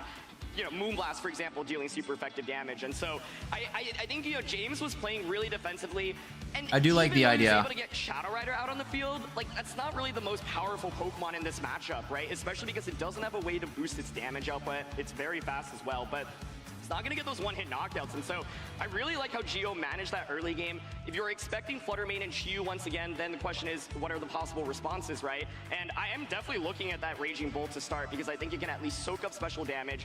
Koraidon, of course, can also go for a Terra immediately, Fire Terra Koraidon, and then just start launching damage, go for your own flame charges. And so I think if I'm in James's shoes, one mode I would consider adapting to is Koraidon plus Raging Bolt. If we Yeah, saw I agree with Shadow that. Rider Calyrex hit the field, I would have liked to see it. I still like the 4 that I like the 4 that James brought. I'm not necessarily upset at his Pokemon decisions. But I can hear the crowd right now. Who you cheering for? There we go. Gio is 1 game away from winning the World Championships and his very first tournament. And James, of course, has his back up against the wall, but he's been in so many tournament finals before, and I think he definitely has the experience to take us to a Game 3, but I think James just needs to find the position for offense a little bit more. You know, he managed to make some nice defensive plays, but never really got his offense position, and I think Gio's offense was already more impressive, and Gio was just 1 step ahead, and so Raging Bolt's the one Pokemon that I really have my eyes out on. I think Incineroar from James's end is nice for a fake out, but the problem is it becomes such a liability against the close combat from Gio's end, right? And so the Incineroar not having Flare Blitz, I think honestly makes it a slightly weaker pick in this one. Oh, as it doesn't well, have because Flare you can't Blitz, do okay. nearly as much damage to Brute Bonnet. Yeah, and it's helping hand over Flare Blitz. Okay, yeah, then I don't like the Incin as much as I do like Raging Bolt. I agree with that. But this is again why I like as you were saying, but then what about the Landorus here? this is again why I like Rocky Helmet on the Brute Bonnet. Pokemon are in fact like Terra, Fire, Koraidon, Fire type Chiyu. Yeah, I think Landorus feels really awkward to bring here, but it's certainly possible, especially No, because no, you don't want it. You don't want it. I think if you are bringing it, you have to be so careful because You don't want Landorus here. You have to tear your Landorus. If you're tearing Landorus, it means you're not tearing anything else. And you really want to Terra Koraidon or Bonnet in this matchup. You really want to Terra one of those two. Both trainers are locked in. They are ready to go as the second game gets underway for the grand finals of the Pokemon World Championships. And for Gio, he is confident in his Game 1 game plan, decides to go for that Flutter Now, and Chi-Yu. Gio's still not going to Terra that Chi-Yu. They're never Terra, but he has to for that. Group bonnet combo. Okay, so we saw this played out last time, right? Fake out into the Chi-Yu, Terra water. I wonder bonnet. if you ever just sucker punch knockoff into Actually a problem that last game. It Flutter. was the Flutter main. So now you maybe consider going for a Spore onto a Flutter main slot instead. Flutter main, of course, could go for a Protect. Gio does have the ability to just go for the Terra on Chi-Yu immediately. It's Ghost Terra. That would give you immunity to fake out and allow you to just go for something like a Dark Pulse plus a Moonblast into the Brute Bonnet. So let's see if any Terras come out. No Terras, Yes. no fake outs. It's just going to be a sucker punch right into the Yep. as the Brute Bonnet And then a is going to knockoff, take and a the knockoff Dark into Pulse. Flutter main. So there is a bit of a trade of damage, but as the Flutter main follows up, the Brute Bonnet just goes down with a double up here from Gio. And James has lost his first Pokemon in this second game. And Incineroar still gets a chance to move. And okay, decides to go for okay, the knockoff, into so Chi-Yu. that will remove the Choice Scarf of this Chi-Yu and at least make it a little bit less speedy. A little bit of slitting down. Now you can go Koraidon, Terrafire, Flame Charge to Chi-Yu. Immediately. James obviously taking a really big risk there on turn 1 as well, not going for that Water Terra. But you can see Gio was predicting the Water Terra, so he went for that Dark Pulse. So both players really just into each other's heads. Okay. Of course, the Calyrex Shadow I see the now vision. hits the field. There is no more Choice Scarf on the Chi-Yu, but you can't, I don't think, knock out the Chi-Yu here. I'm not confident. Oh yeah, about you could Helping totally Hand knock out the Astral Chi-Yu. Barrage does. Not Helping Hand Maybe Astral, you but can go for Ghost Terra with the Calyrex. You can go for a Helping Hand Ghost Terra Astral Barrage. Gio could potentially switch into Koraidon, give Flutter main the speed boost, allow it to get an attack off. But yeah, I think the main question I have here is, do you commit to Helping Hand Ghost Terra Astral? And no, if so, you does it protect and knock knock out off into Flutter. That would certainly be a very ballsy play to make, but maybe that's exactly what James needs in order to get back into this game after losing a Pokemon so early. That's the type of aggressive call we need to see from this team. And here is going to be a switch. I think you also could just go ahead and Brute Bonnet if you brought it, because there's not that much threatening it with offense, and so there it is. Brute Bonnet now, at least this Flutter main can go back into its Pokeball and come back out later. As we saw Gio in that first game preserve it, and ended up being a key piece to that success. Protect on this Calyrex Shadow as Gio, without that Choice Scarf intact, can actually switch up this move as well. This is another way that you can utilize this Chi-Yu with those snarls. You would have loved to be able to land that into Okay, the good play, Shadow good play, and good also play, drop good its play, good special play. attack, but you'll also take some chip. I think the Calyrex just is so awkwardly positioned right now, right? You're up against 2 Dark-type Pokemon, and you just, like, don't have that much offense. You can't really use Psychic, obviously, and so you're relegated to Astral Barrage. Okay. Astral Barrage just isn't that strong, right? I was like, well, the only way you can get the knock is you can, like, commit Ghost Terra and Helping Hand. I feel like Flame Charge, Terrafire, Flame Charge, Astral could work here. Because the Brute Bonnet's like super threatened right now, right? Even more compounded. You have the Chi-Yu as well that's going to be... So yeah, so you could like double the Chi-Yu slot. Neither of them can protect right now, but Terra Water on Bonnet is not good. Onto it, but then you also have this Brute Bonnet, which with this defense boost might be able to deal with... Unless you just... Yeah, I think the upside for James is now you at least have your restricteds out on the field. And I wonder if you ever Collision Course Astral into the Bonnet. There is still, of course, the pressure of Sucker Punch into Calyrex, though, and I think Calyrex losing its Focus Sash is very, very scary. So if you're James, do you consider... Because, yeah, because if they switch into Flutter main, CSR is still faster.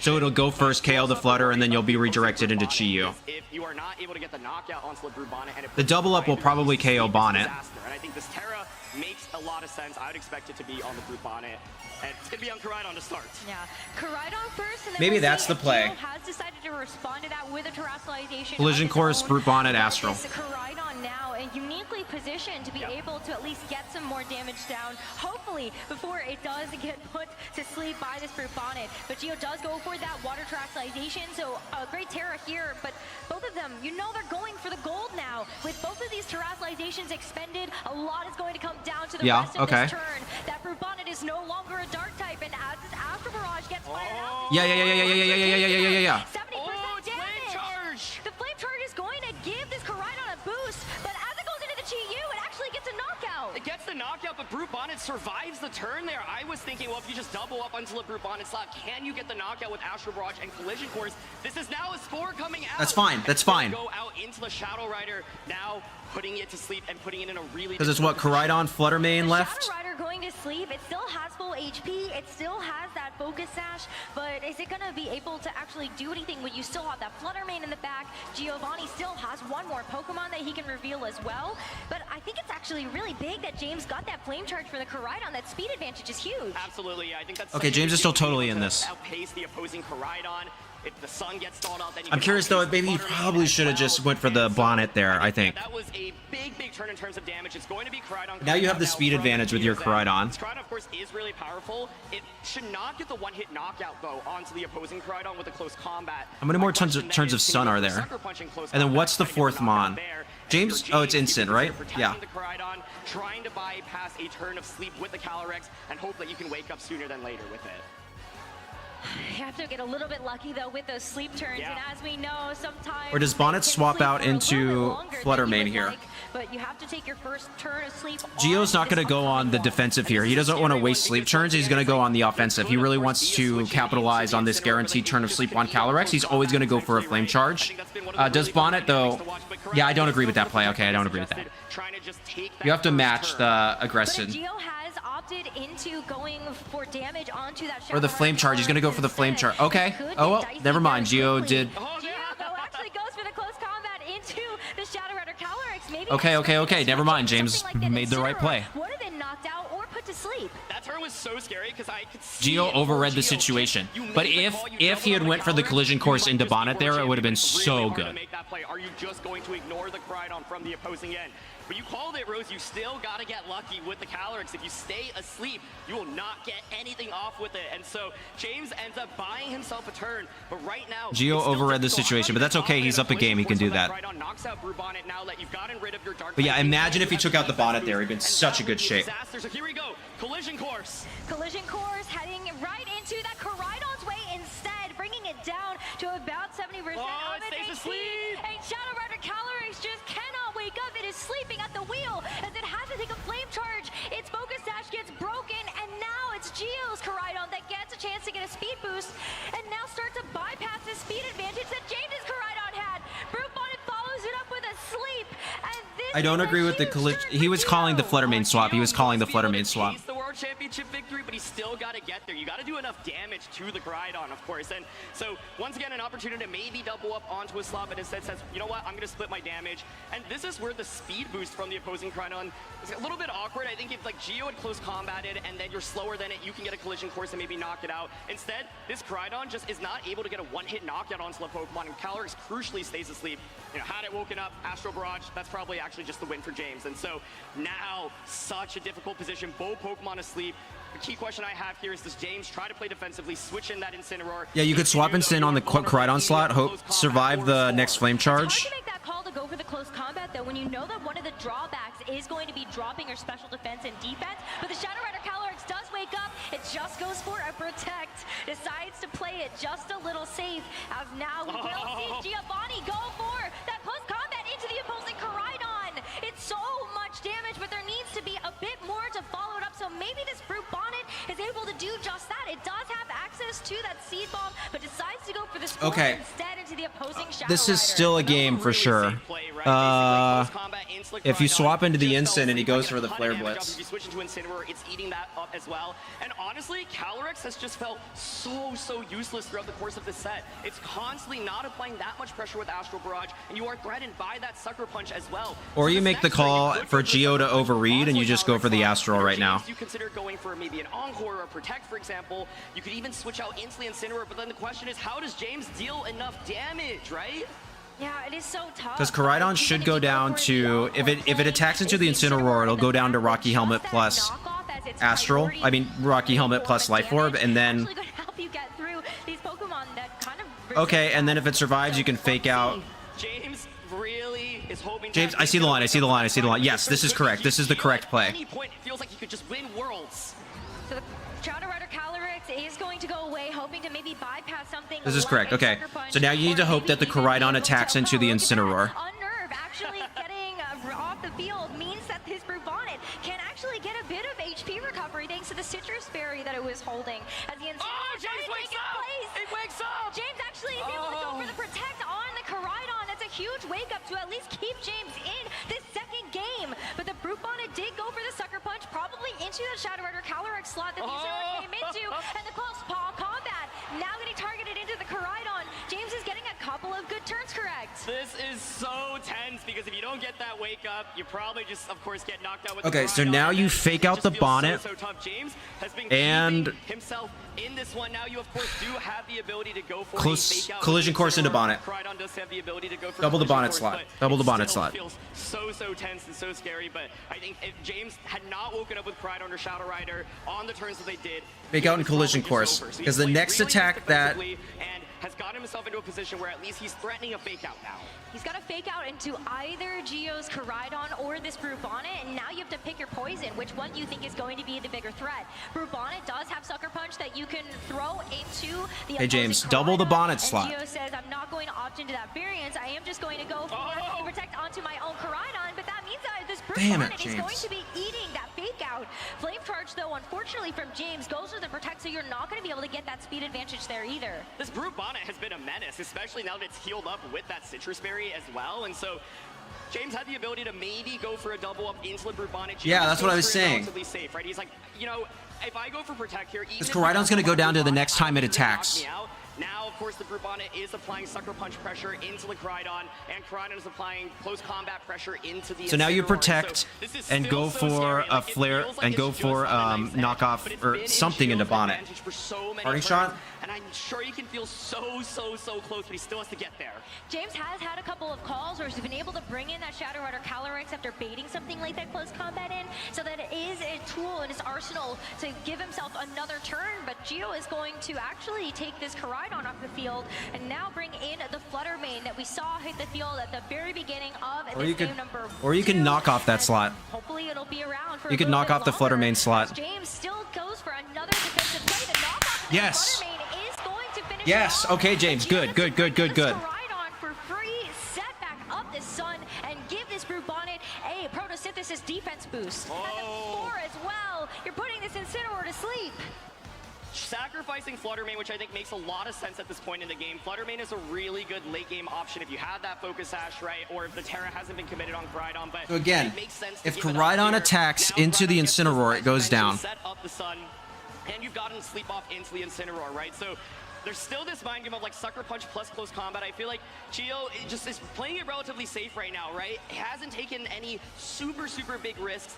It is getting scary though, right? His Pokemon are relatively low HP. You do need the Koridon to knock out this Incineroar. Otherwise, Brute Bonnet is really going to struggle into. So then the question I have this turn But if Koridon attacks into the Incineroar, it goes down. The Incineroar slot is rendered completely useless, of course. You could go for that close combat. Koridon tries to protect, trying to avoid another Sucker Punch right now. It's not able to get it though, but the Brute Bonnet is going to go for a Rage Powder just to draw away any attention from the opposing Koridon, as Geos gets to go for the Flame Charge to finish off. The opposition gets the speed boost that it had removed from itself after going back into its ball, and James now down to just his final 2 Pokemon, the Sleepy Incineroar and the Shadow Rider Calyrex. I absolutely love that play because I think the main thing you're scared about right now is Calyrex switching in. Geo realizes, okay, if I give you an opportunity to start another sleep turn, that's not great. I think that play may have just won him the World Championship. Yeah, Now I think he's Geo's got this now. Faster than both of these Pokemon. And this is what I was saying. The Incineroar is cool, but it doesn't really do that much damage. Koridon now will outpace the Calyrex, right? And so you can target that Calyrex slot down. He You always could just go for sucker something punches like Sucker Punch or Calyrex. Close Combat, and I think we're about to crown a brand new And World Champion. close combats into Incin. Wanted to direct that Sucker Punch into the Shadow Rider Calyrex, And there's no way James can win now. with that close combat into the Incineroar. But what does Geo decide to lock in? Potentially get himself that World Championship title. And can James do anything to be able to No, claw James back can't into win. this one? There's still a I don't lot see of the line HP at on least. this At least I don't Incineroar. see it. I don't see how he Shadow wins. Rider Calyrex, one of the most powerful Pokemon that we I have don't see how he seen in wins. this format. It's one of the most powerful, but one of the reasons why Brute Bonnet has been tremendous is because of its Dark typing to deal with that Shadow Rider. Koridon does protect here, though, to start. Gengar actually goes for the Encore. So this Brute Bonnet is going to be stuck going for Rage Powder. Okay, never mind. For the rest of the couple of turns. Okay, ends up being the Encore, of course. You could have locked into Sucker Punch. It is going to be that Rage Powder now. I think it's still fine for Geo because now you can just No. keep Rage Powdering away from the Incineroar. Koridon being faster than the Calyrex will get the knockout onto it. No, You know, it is it's not. a little faint from a Life Orb tip. Yeah, that's the thing. No, he's back. It faints from a Life Orb tip. I said I didn't see the line. I didn't say there wasn't a line. I said I didn't see it. You've got either the ability to go for the close combat into the Incineroar, or to try to go for maybe a Flame Charge into this Shadow Rider Calyrex. You should just Astral. Calyrex protects. Then all of a sudden, if you're stuck with Rage Powder onto this Brute Bonnet, then there's no way for you to actually be able to deal with an Astral Barrage. Yeah, I think for Geo, it's like you go for Rage Powder in close combat right now, you knock out the Incineroar, you know that you're going to lose your Koraidon, but then Calyrex can just go Geo for the through Astral there. Barrages, and so James might pull this one off. It's going so close, but Brute Bonnet, of course, has to go for an Encore with that Rage Powder, and that will direct away anything from this Incineroar if it even survives this close combat, which of course it will not, because that is super effective. James pulls it back. And Koraidon, that's going to be all it's able to do James wins. for the rest of this game. It's going to get knocked out to the Rocky Helmet recoil instead. So now it's up to the Shadow Rider Calyrex from James, the last bastion of hope for him into this game number 2 to tie it back up. He can just perma. He can also like. This was an unbelievable comeback. Like, it felt like Geo just had the advantage, but James finds the position because Brute Bonnet just failed. Wow. That's it. We're going to game 3. Wow, James. Okay, Geo totally threw. Why he did not just sucker punch close combat. Okay, but then you just PP stall sucker punch, right? Yeah, so he goes for sucker punch, he gets encored into it. I forgot about the encore. Okay, so he gets sucker punch, he gets encored into it. You PP stall the sucker punch PP until Brute Bonnet ends its encore. So then Brute Bonnet can either go for sucker punch again, and you can perma stall sucker punch, or it goes for Rage Powder. You lock it into Rage Powder. You go for multiple Astral Barrages. Okay, that was the line that's the line that James was thinking. So basically, he was going for because Koraidon was going to go down to Life Orb chip no matter what. But if he goes into the Calyrex, if he attacks into the Calyrex that turn, then he goes down, and then Brute Bonnet loses the 1v1 against Incineroar because Incineroar has the Rocky Helmet plus knockoff, which is now neutral against the 2 attacks that resisted from Brute Bonnet. And most likely the Incin is 244 HP, 244 defense, Impish, because that's the normal set that you would see for these Rocky Helmet sets. So, okay, yep. So that was the line. That was the line that James was thinking. Okay, so yeah, but Geo kind of threw. So how did Geo respond to what James did then? To get himself back into the match and win a chance to win that's a good question. So there are so many different ways this matchup can play out. We've basically seen the same. So James, right? And so I'm wondering, okay, so Geo goes for the close combat, gets KO'd. He gets into whatever he does. Okay, so that's good. So instead he could have. Geo has gone with this Flutter main Chiyu lead, and honestly, he was going for a Spore there for sure. I thought he would even really consider, right? Like, you have a lot. He was going for the Spore there. So James brought that back from 2 pivotal turns, the knockoff into Flutter main and that encore. Those were the 2 big turns that James brought this back. The ability to go for the wide guard, which of course can be really nice against the Calyrex Shadow Rider. We also have not seen Ursaluna hit. Okay, maybe James was in a better position if he had that in game than I originally thought. Now that I'm thinking about it, yeah, because of that encore. That's why I like encore on CSR so much. Raging Bolt comes out, then Ursaluna and a mode around that could work. It could, but it's still so tough because you're going to need to have the Trick Room set up. You want to make sure you have a turn to actually activate the Guts ability. I don't know. To give yourself the burn. That's like that's one of my favorite things about playing this kind of archetype, this like Sun Sleep stuff, is because you introduce so many options and so much variance every single turn that you can kind of force like an infinite number of possibilities that I think is really, really cool. I would like to this is something I would like to more deeply analyze as a game, because that turn just had so many possibilities that there's so many different ways that it could have gone. One more game between Geo and James will decide who becomes okay. the world champion at the 2025 same leads. Championships. And let's just run it back, Aaron. It's the same leads from games 1 and 2. Not once, not twice, but 3 times, yeah. Like a surging strike. He's not going to Terra the. There is such a different position here because both players are really trying to get into each other's heads, right? We saw the Dark Pulse go on to Brute Bonnet last time around. There is the ability once again for the Ghost Terra from the Chiyu, but that he's only not going to do it. Past one turn of fake out. That is yeah, really you never Terra the Chiyu there. Well, That's nice, but then does that actually get me enough of an advantage to really commit going for it? So we've seen so many different turns play out. I'm curious if it's going to be a repeat of the last 2 games or if it's something new here. It's tough because even when James has I feel like you fake out Shiyu, Terra Waters for the Flutter main slot. Decided to go for maybe looking at something like the parting shot a little bit Bonnet. better, but Gio actually is going to. Oh, but this is a really good play from Gio. It's going to be the Okay, but no Terra. Turn all around as that Flutter main is also going to go for the protect. With the Brute Bonnet switching in, it means that that's going to be what has to eat the fake out, and Brute Bonnet isn't able to get the Sucker Punch damage onto Gio's Flutter main this time around. Oh, crucially, the ability to So James's bonnet is faster, right? I think we've seen that interaction a couple of times now. I'm not totally certain on that. damage, right? And so now the opposing Brute Bonnet is out. There is a lot. Sorry, this is really good pressure Pokemon. from both sides. We thought coming into this battle would be the war of the Brute Bonnets, and that is certainly the case here. That's why I love the bonnet. It's just so much variance in a way that isn't Smeargle. Well, if you don't Terra, you're susceptible to the Spore. You can also Rage Powder to try to redirect away an opposing Sucker Punch. So that's one way that Gio can actually keep this Flutter main partner safe. And then you can just go for all of these Moonblasts or even just some of these Shadow Balls. Or you can just Sucker Punch knock off into the Flutter main slot. This Incineroar, this Brute Bonnet, or whatever decides to switch. Oh, Gio's going to Terra Flutter. We're going to see a terrestrialization on this turn. Oh, it's going to be onto the Flutter main. That, of course, is going to give it a nice little damage boost. And so this could be an absolutely huge turn.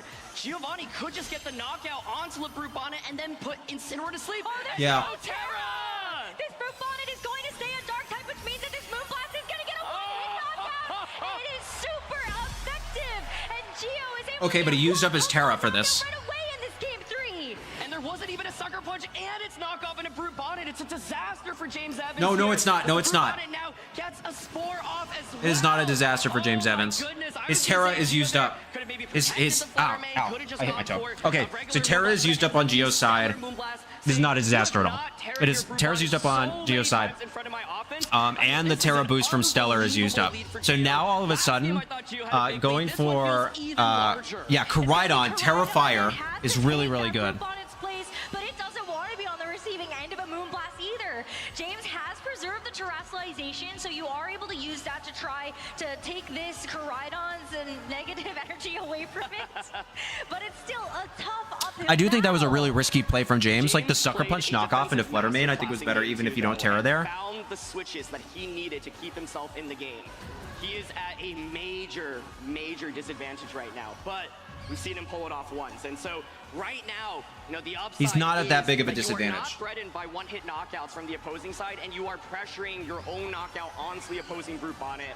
Flutter main Shadow Ball. My fear here is, yeah, Terra Stellar Shadow Ball. Damage. And so you could consider just going for something like a Sucker Punch on a Shadow Ball, or Rage Powder on a Shadow Ball, for example. For Gio's end, you're looking to just get that Koraidon low enough, and I think Shadow Ball plus Sucker Punch puts it in KO range from another subsequent Shadow Ball. Feels like James is almost forced to have to go for a Protect here onto the Koraidon. Make sure you aren't going to be taking too much damage from those boosted Shadow Balls. But we do see the terrestrialization committed, and so it's going to be that Koraidon that does get rid of its Dragon typing, now becomes a full Fire type, and maybe that means we're going to see something like a Flame Charge or Flare Blitz. Really make sure that you're getting as much out of these Fire turns as possible. But Incineroar is going to be on the receiving end of an attack as the collision course now will finish off this Brute Bonnet once and for all. It's been such a menace so far in this game. That crit might have mattered, depending on how much attack investment this Koraidon has. Yeah, securing the knockout there onto Brute Bonnet. I mean, Brute Bonnet is actually very, very physically defensive on the opposing team, and so I think there's actually maybe a chance it could survive that without the critical I already hit. said it, Aaron. Come on, get on my level. Saying, hey, Koraidon, protect. That makes a lot of sense. That's what James kept doing in that last game. Protect, make a safe switch. That's a great way to play in. So now they're in a game 3. He has conditioned Gio to think that he's going to protect with these Pokemon, so now he's playing in a different way in order to break Gio's expectations. That's a really good way to play. Collision course was guaranteed the one-hit knockout on the Brute Bonnet there, but for now, we're going to have to advance the game. Gio is going to get a free switch in, and it's going to be into Chi-Yu. Okay, so the Chi-Yu comes back out, and that's going to give a nice special defense drop to both this Koraidon as well as this Incineroar, which is going to the Shadow Ball. Main can actually punch through a little bit more damage. Notably, we've only seen the Moonblast. It still has a stellar other Terra power boosted Shadow Ball. Shadow Ball that it has access to throw that Koraidon's way. Yeah, this is so scary, right? Like, do you double up onto the Koraidon? Does Koraidon go for kind of the obvious protect? If so, an Incineroar feigns, the next turn Koraidon is just vulnerable to eating up, double up, right? And so Chiyu and Fluttermane now positioned so well. You've got the speed advantage, especially because it wasn't a flame charge the previous turn. And so Chiyu has so much offense on his side. And the Incineroar, crucially, did not take over 50% last turn, but now the Beads of Rune are active. Yeah, so that it'll would go down. be just one more Moonblast to knock out this Incineroar, and it still has a chance of waking up, but it's normally still asleep. Koraidon now will go ahead and go for the protect, and as we see Nice. the Fluttermane go for the Shadow Ball into that slot, James is hoping this is going to be enough of a saving grace to actually let this Incineroar wake up, but the Heat Wave from this Okay, come on, GU Incin. will be able to connect onto both targets. Incineroar does take a pretty sizable amount of it doesn't wake up! Incineroar stays asleep! It stays asleep, but it is the Heat Wave lock. So now my question is, this Koraidon is bulky? Can it survive a Heat Wave and a Shadow Ball? If the answer is no, the game is done this turn. If so, you keep yourself in it, and you're able to retaliate back with either damage on the Fluttermane or a knockout onto the Chiyu. But what makes this so tricky, Rose, is the fact that the Fluttermane is still so healthy. There was no Sucker Punch earlier from the Groupon to break that sash, and Fluttermane right now feels like it's running away with the game. Shadow Ball first from this Fluttermane is going to go right in that Koraidon that protected on that last turn. This is a huge sword. Okay, okay. And the Chiyu goes for the Heat Wave. No. A double KO, and Gio is one Pokemon away from becoming the world champion. Yeah. It was hunted for a major Pokemon title win in so many events previously, dating back to his time in the seniors division alongside James. And this could be the day he cements himself in Pokemon history. This is his moment, and oh my goodness, he's staring down a full HP Fluttermane and a Chiyu. Calyrex can get one Astral Barrage up, but it's not knocking out Chiyu. Yeah. You need him to miss this. You need him to miss this Heat Wave. There's actually still a world, but it's very unlikely. Yeah, he doesn't miss. You need him to miss the Heat Wave, and then Sun turns to be perfect. 25, world champion. Yep. In an arena with over 5,000 live fans watching. Unprecedented. Dude, did Lunala just win a Worlds without even showing up? Yeah, he won because Lunala didn't show up. Before, Gio now can call himself world champion.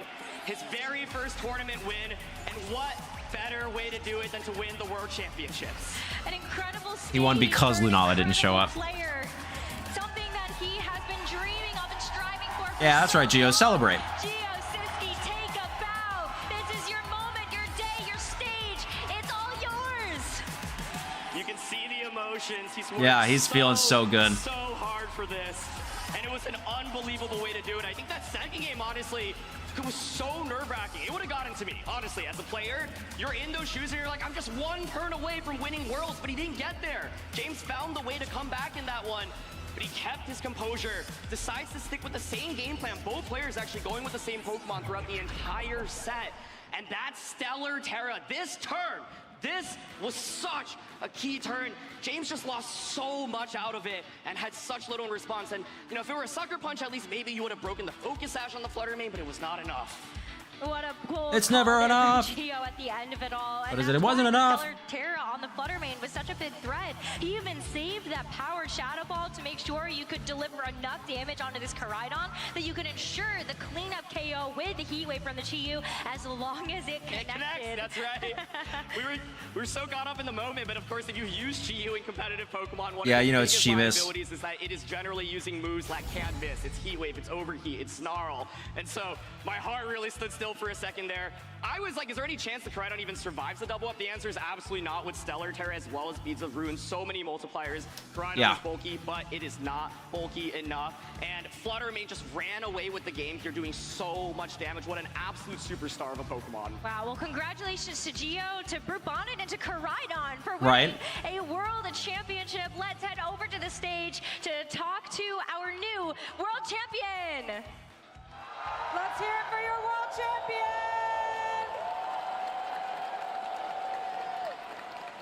Giovanni, I keep seeing you just going like this, shaking your head. What's going through your mind right now? Disbelief. I mean, I prepped really hard for this tournament, and I've been following competitive Pokemon for over a decade now and competing at in-person tournaments for 7 seasons, and 6 of those in the Masters division. I don't have any words. This is just unbelievable. Good job, dude. I can't believe that like all the work finally paid off. That's Tell right. us a little bit about that. That just goes to show, keep working. Keep going for it. It took him 7 years. Is wondering what it's like to be standing where you're standing, and we know you put in so much work. There were probably moments where you felt discouraged or like you might give up. What advice do you have for people that want to put in the kind of work that you put in? Trust yourself. If you want to pursue something, go for it Yep. wholeheartedly. It's great advice. Now, we want to let you get off this stage and take a few deep breaths and celebrate with your friends and family, but not before we give you a chance to say anything you'd like to say to this audience or your family or anyone at home. Thank you to my family. Thank you to my friends. Thank you to everyone who's supported me along the way. Thank you to all the spectators here that have made this event so wonderful. And I'm very grateful to be crowned as the new world champion. Crown you are! Let's hear it for Giovanni! Casters, back to you.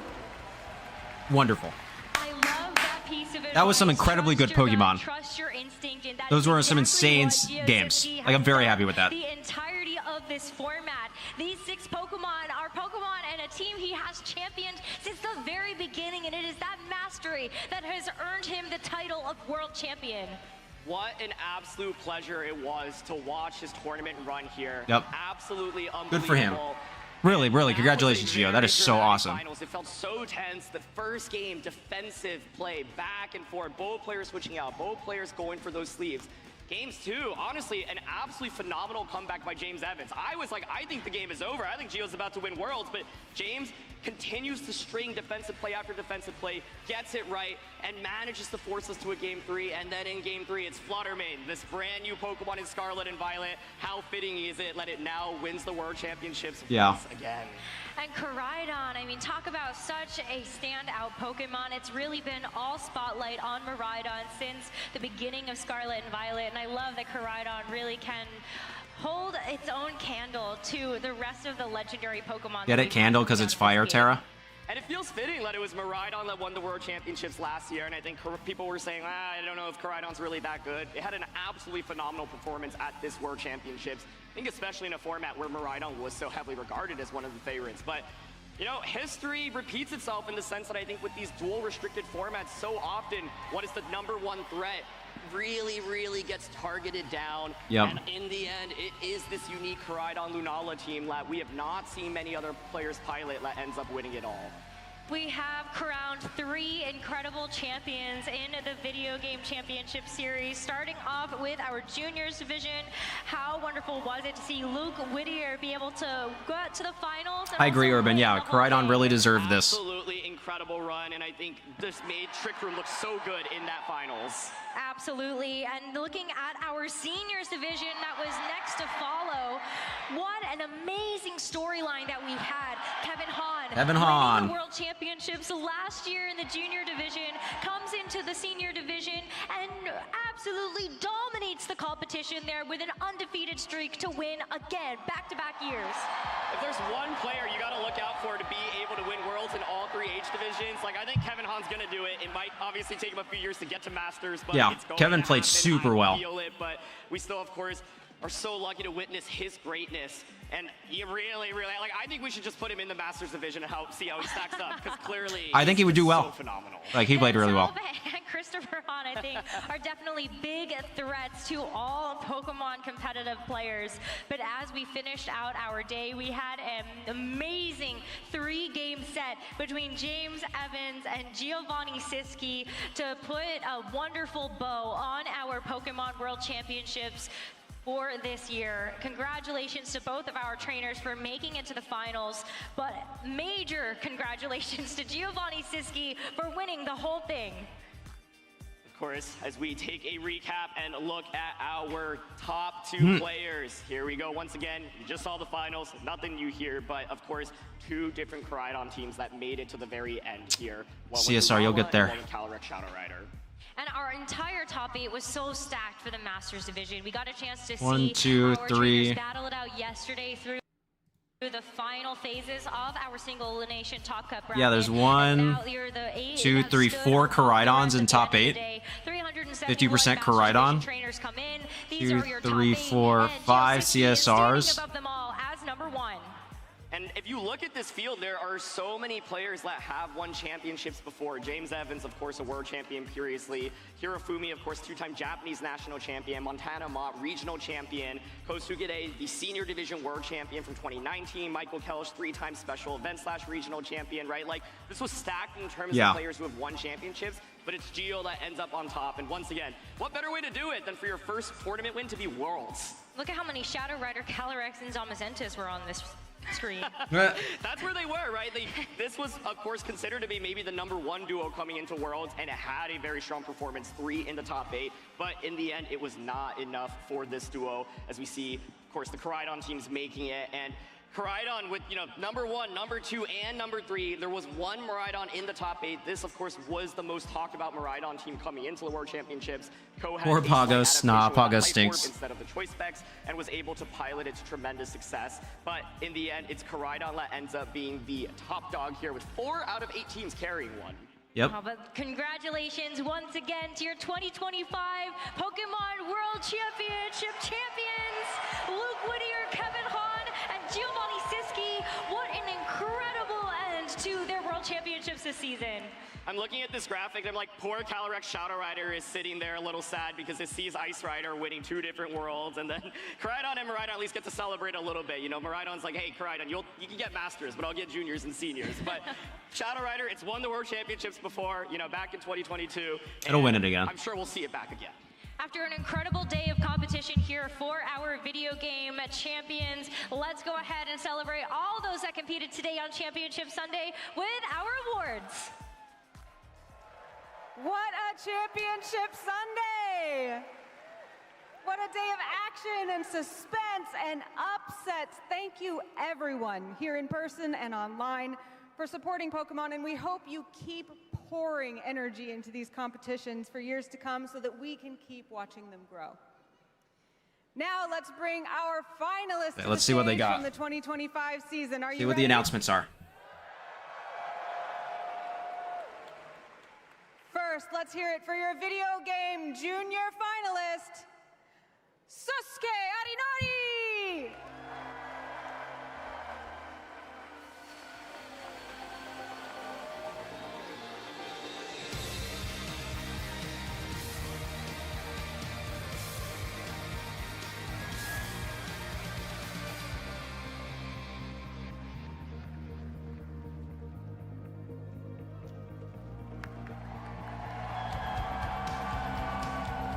And now, your video game junior champion, Luke Whittier!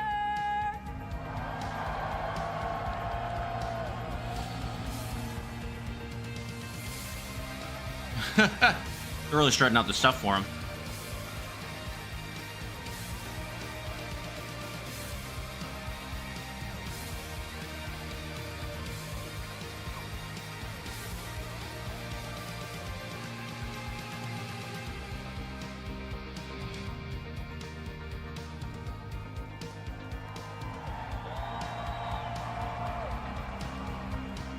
Your video game senior finalist, Xian Li!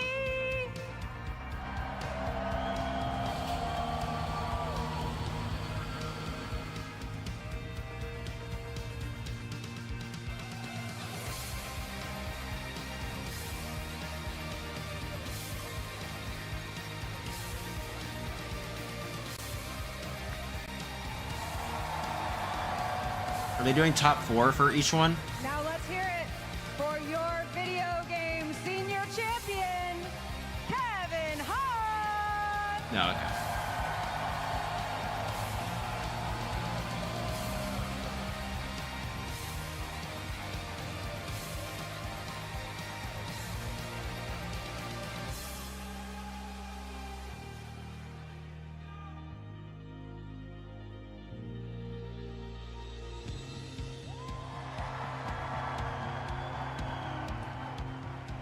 your video game Masters finalist, James Evans!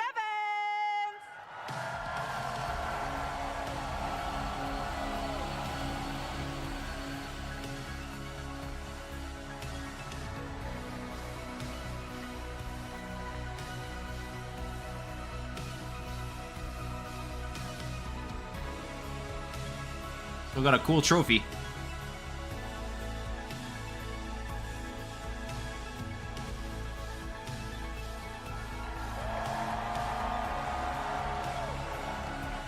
And finally, your 2025 Video Game Masters champion, Giovanni Siski!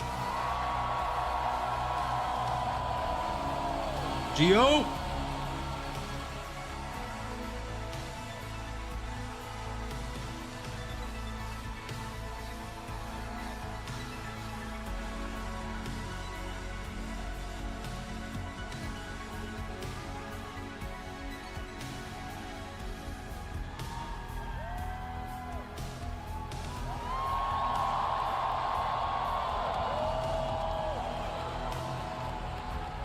These are your finalists and champions of 2025. Raise your trophies high and let's hear it. Raise them up.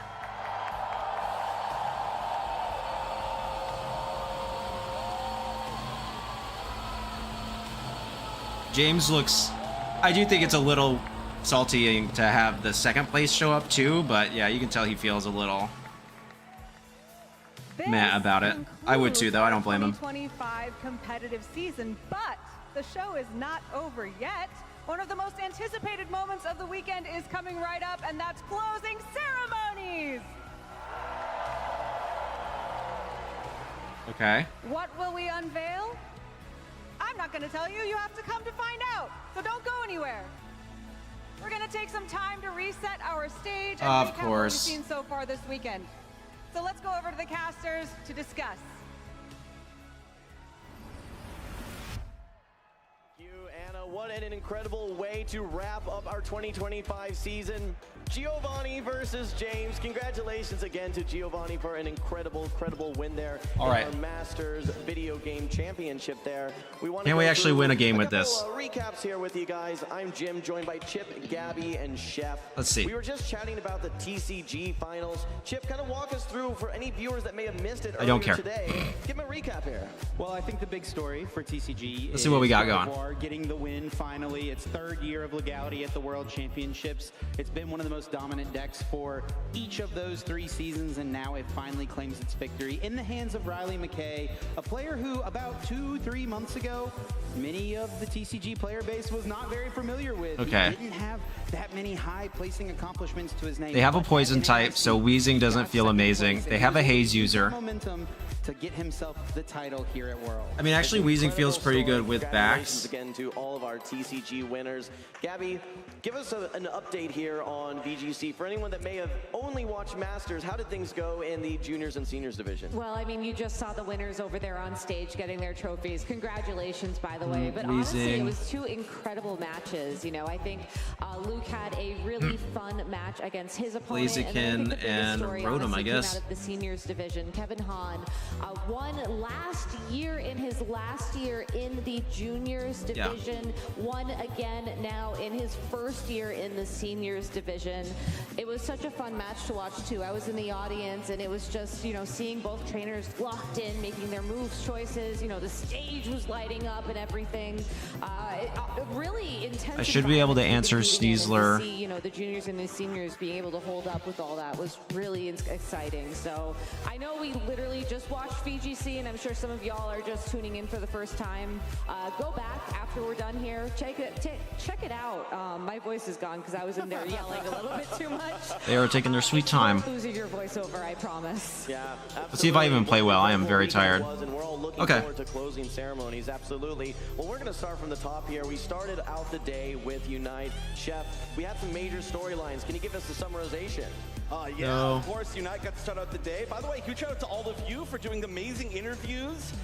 You included, yes, you included. Of course, come on.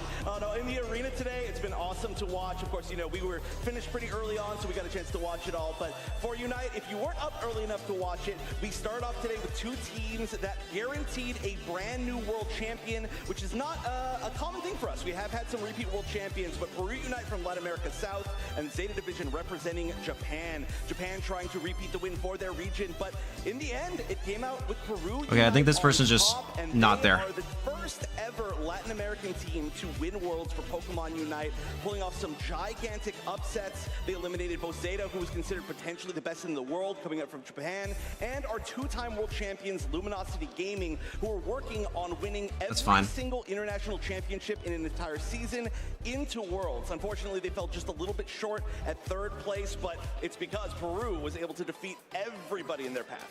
Absolutely. We just missed out on the season sweep there for LG, but congratulations again to Peru for what can only be described as an incredible grand finals. Yeah, they're just gonna... On throughout the day, we moved on to our mobile game, Pokemon Go. We had 2 trainers from the EU region as well as the APAC region facing off. That was going to be Beelzeboy versus Pokémon. Coming up just short, not making it to Championship Sunday you want from LATAM was Ability Shield Blaziken, honestly. Beelzeboy versus Could be something Pokémon, here. what an incredible battle. Beelzeboy actually coming in from the loser's side of the bracket, having previously lost in winners finals to Potomon. He was able to take a 3-1 victory in the first match, resetting the bracket, where he then, in a incredible 5-game series, was able to tough it out, beat Potomon, and take the title of champion.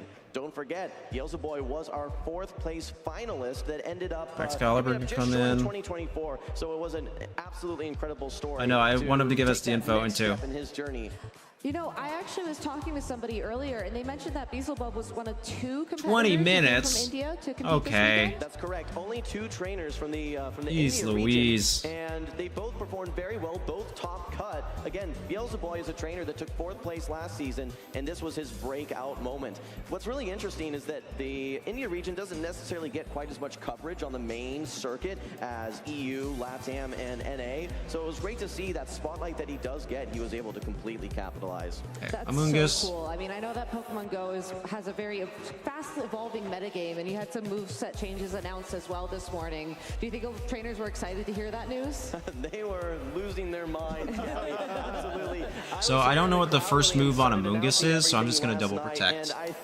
So when this happens, it's just going to auto-select the first move each time, which means that Instant's going to go for a knockoff again. Absolutely incredible. And it was very similar to last year as well. It's been a great opportunity for us to really get a and then Amoongus, I'll see what Amoongus' first move is, but then if it's not Protect, so if it's Protect, then they'll go for it again and might fail. If it's not Protect, then I can just double that slot with starting with the juniors division, this is Icicle where we kick Spear things off with and Yuya Okita, taking things down with his Raging Bolt deck. This has been a popular deck throughout the season. and He was able Flamethrower. to defeat Jose in that final match. And pictured there, we see Raging Bolt EX and Teal Mask Ogre EX, but the story of that match so it's was Rage really Powder, which is the fine. single prize Raging Bolt, the non-EX Raging Bolt, using its Who's gonna go for Thunderbolt Rage Powder there, strong so, attack yeah. to target down Jose's benched Pokemon. Yuya was able to just totally control the pace of the board and really limited Jose's options. Then in the seniors division, Fuguan Liao from China. I don't think a single Flamethrower will pick up the Amoongus personally. Here at Worlds in the TCG, he was able to take down Gabriel Fernandez, which I think was one of the biggest stories of Worlds, was watching what Gabriel Fernandez would be able to do.